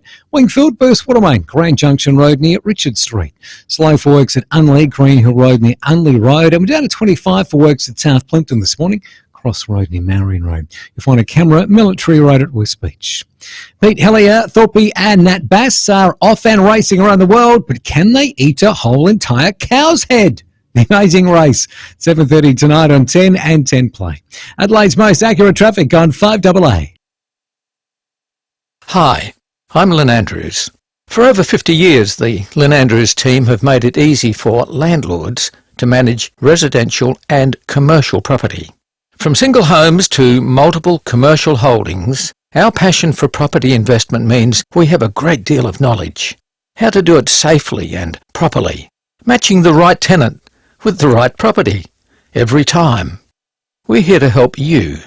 Visit lynnandrews.com.au. Everybody knows Right Price are the heating and cooling experts. So imagine how much you can save when they join forces with EcoVantage, the incentive experts. Together with Right Price, EcoVantage will help you source all the government incentives you're entitled to when it comes to heating and cooling your home, including energy-efficient heat pump hot water systems. Right Price and EcoVantage, the best of both worlds when it comes to heating, cooling and government incentives. Now, SA's own Respirico Healthcare has been supporting South Australians for 20 years. Their goal is to make a positive difference in people's lives. This month, Respirico Healthcare are proudly opening a new branch in Kilkenny. Now, this new branch will stock helpful devices for sleep, respiratory and assistive technology and will focus on complex assistive technology needs. Now, overall, Respirico Healthcare is committed to delivering the highest standard of care and support to patients in the fields of sleep, respiratory and mobility. Ask about their education sessions and special offers at Shop 4, 10 to 14, Regency Road, Kilkenny. Respirico Healthcare making a positive difference now with 6 stores across SA. Are you ready for this? Let's go! Mawson Lakes Mazda is going all out for the biggest sales event of the year, the M Event. It's 1 week of Adelaide's best deals on the entire Mazda range. All models and colours, low-K demos, all ready for immediate delivery. Get motivated, get mobilised and get your butt moving because the M Event is for 1 week only. Mawson Lakes Mazda's huge M Event for 1 week only, so don't miss it. Just a short drive from the city. Head to your Hyundai dealer for run-out offers across MY24 range, petrol and diesel vehicles. T's and C's apply. David Penberthy and Will Goodings, 5AA Breakfast. 11 to 9, good morning to fill up the car if you want to do so. If take the little red lights on, go and fill up and it won't break the bank today. Fuel Watch, thanks to RAA. Members save on RAA Solar, RAA Innovation Proprietary Limited, SA Building Licence number 319335. Generally in the $1.50s you can get it, and you can be happy about it. Ex-Convenience Main North Road, Jeps Cross has it at $1.55.3. That's as good as we've seen it. Otherwise, you're looking at things like the OTR Oaklands Road, Glengarry, $1.57.9. The Caltex Fullerton Road, Rose Park's at $1.57.9. The cheapest diesel, the Ampole Cavern Road, Dry Creek, is at $1.70.9.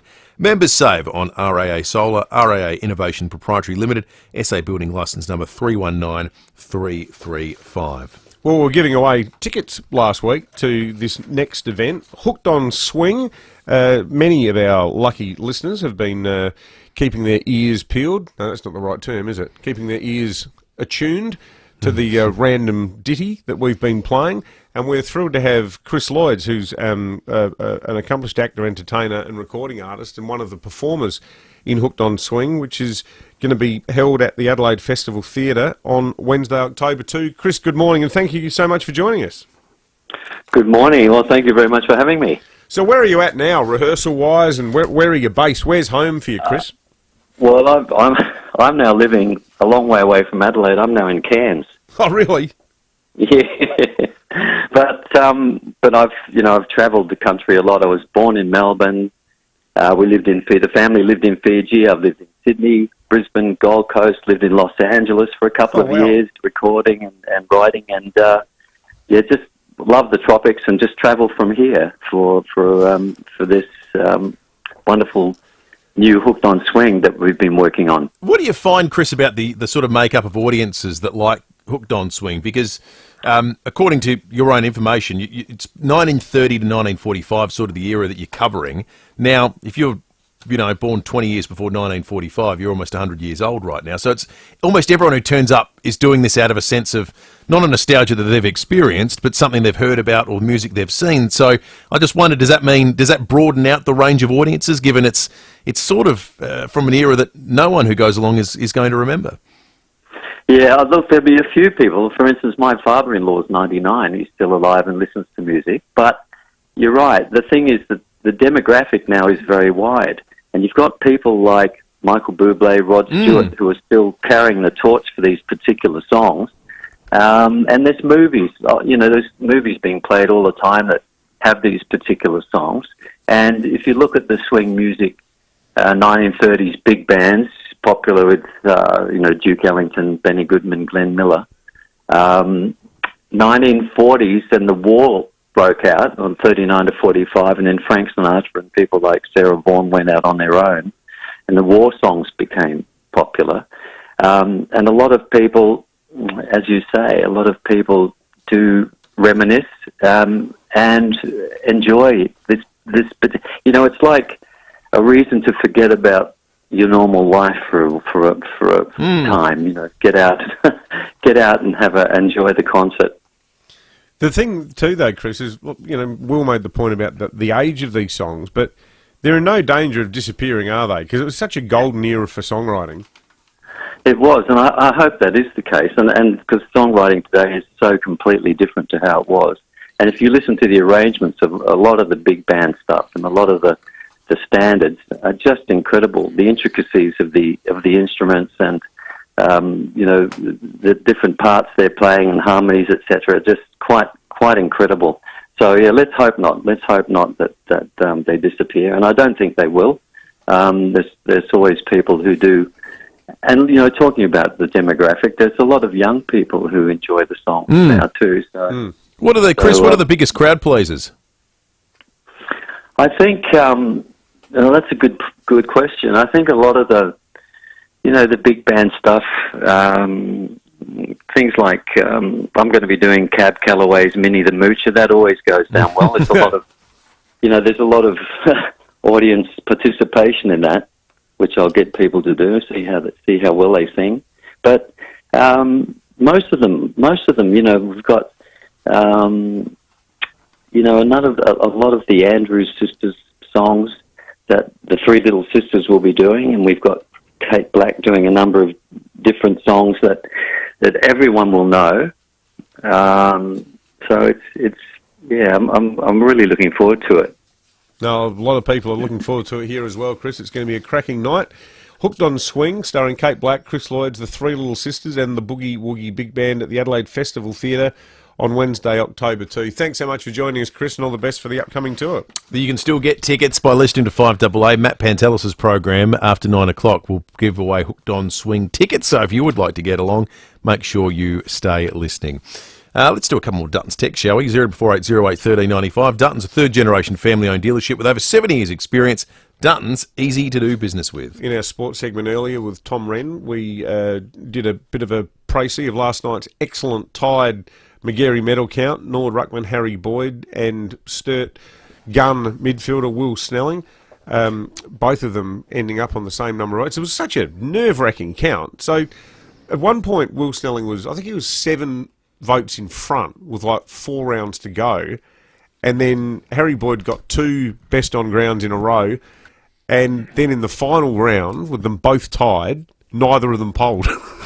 Anticlimax. Well, but it was dramatic because when Will Snelling didn't poll, we were just sitting there at home going, "Oh no, he's going to lose," and then no H Boyd for Norwood, meaning that they shared it, but you couldn't have got a nicer pair of blokes. And with the sad and completely unexpected death of Will's father earlier this year, which meant that he missed a few games, it was a very emotionally charged speech by both of them, a beautifully gracious speech by Harry Boyd from Norwood, acknowledging the pain that the Snelling family went through this year, and a lot of people on the text line commending both men for the way they conducted themselves in the ceremony last night. A lot of kangaroo madness as well. I tell you what, we should get some sort of kangaroo expert on tomorrow, because it sounds like, north, east, south, west.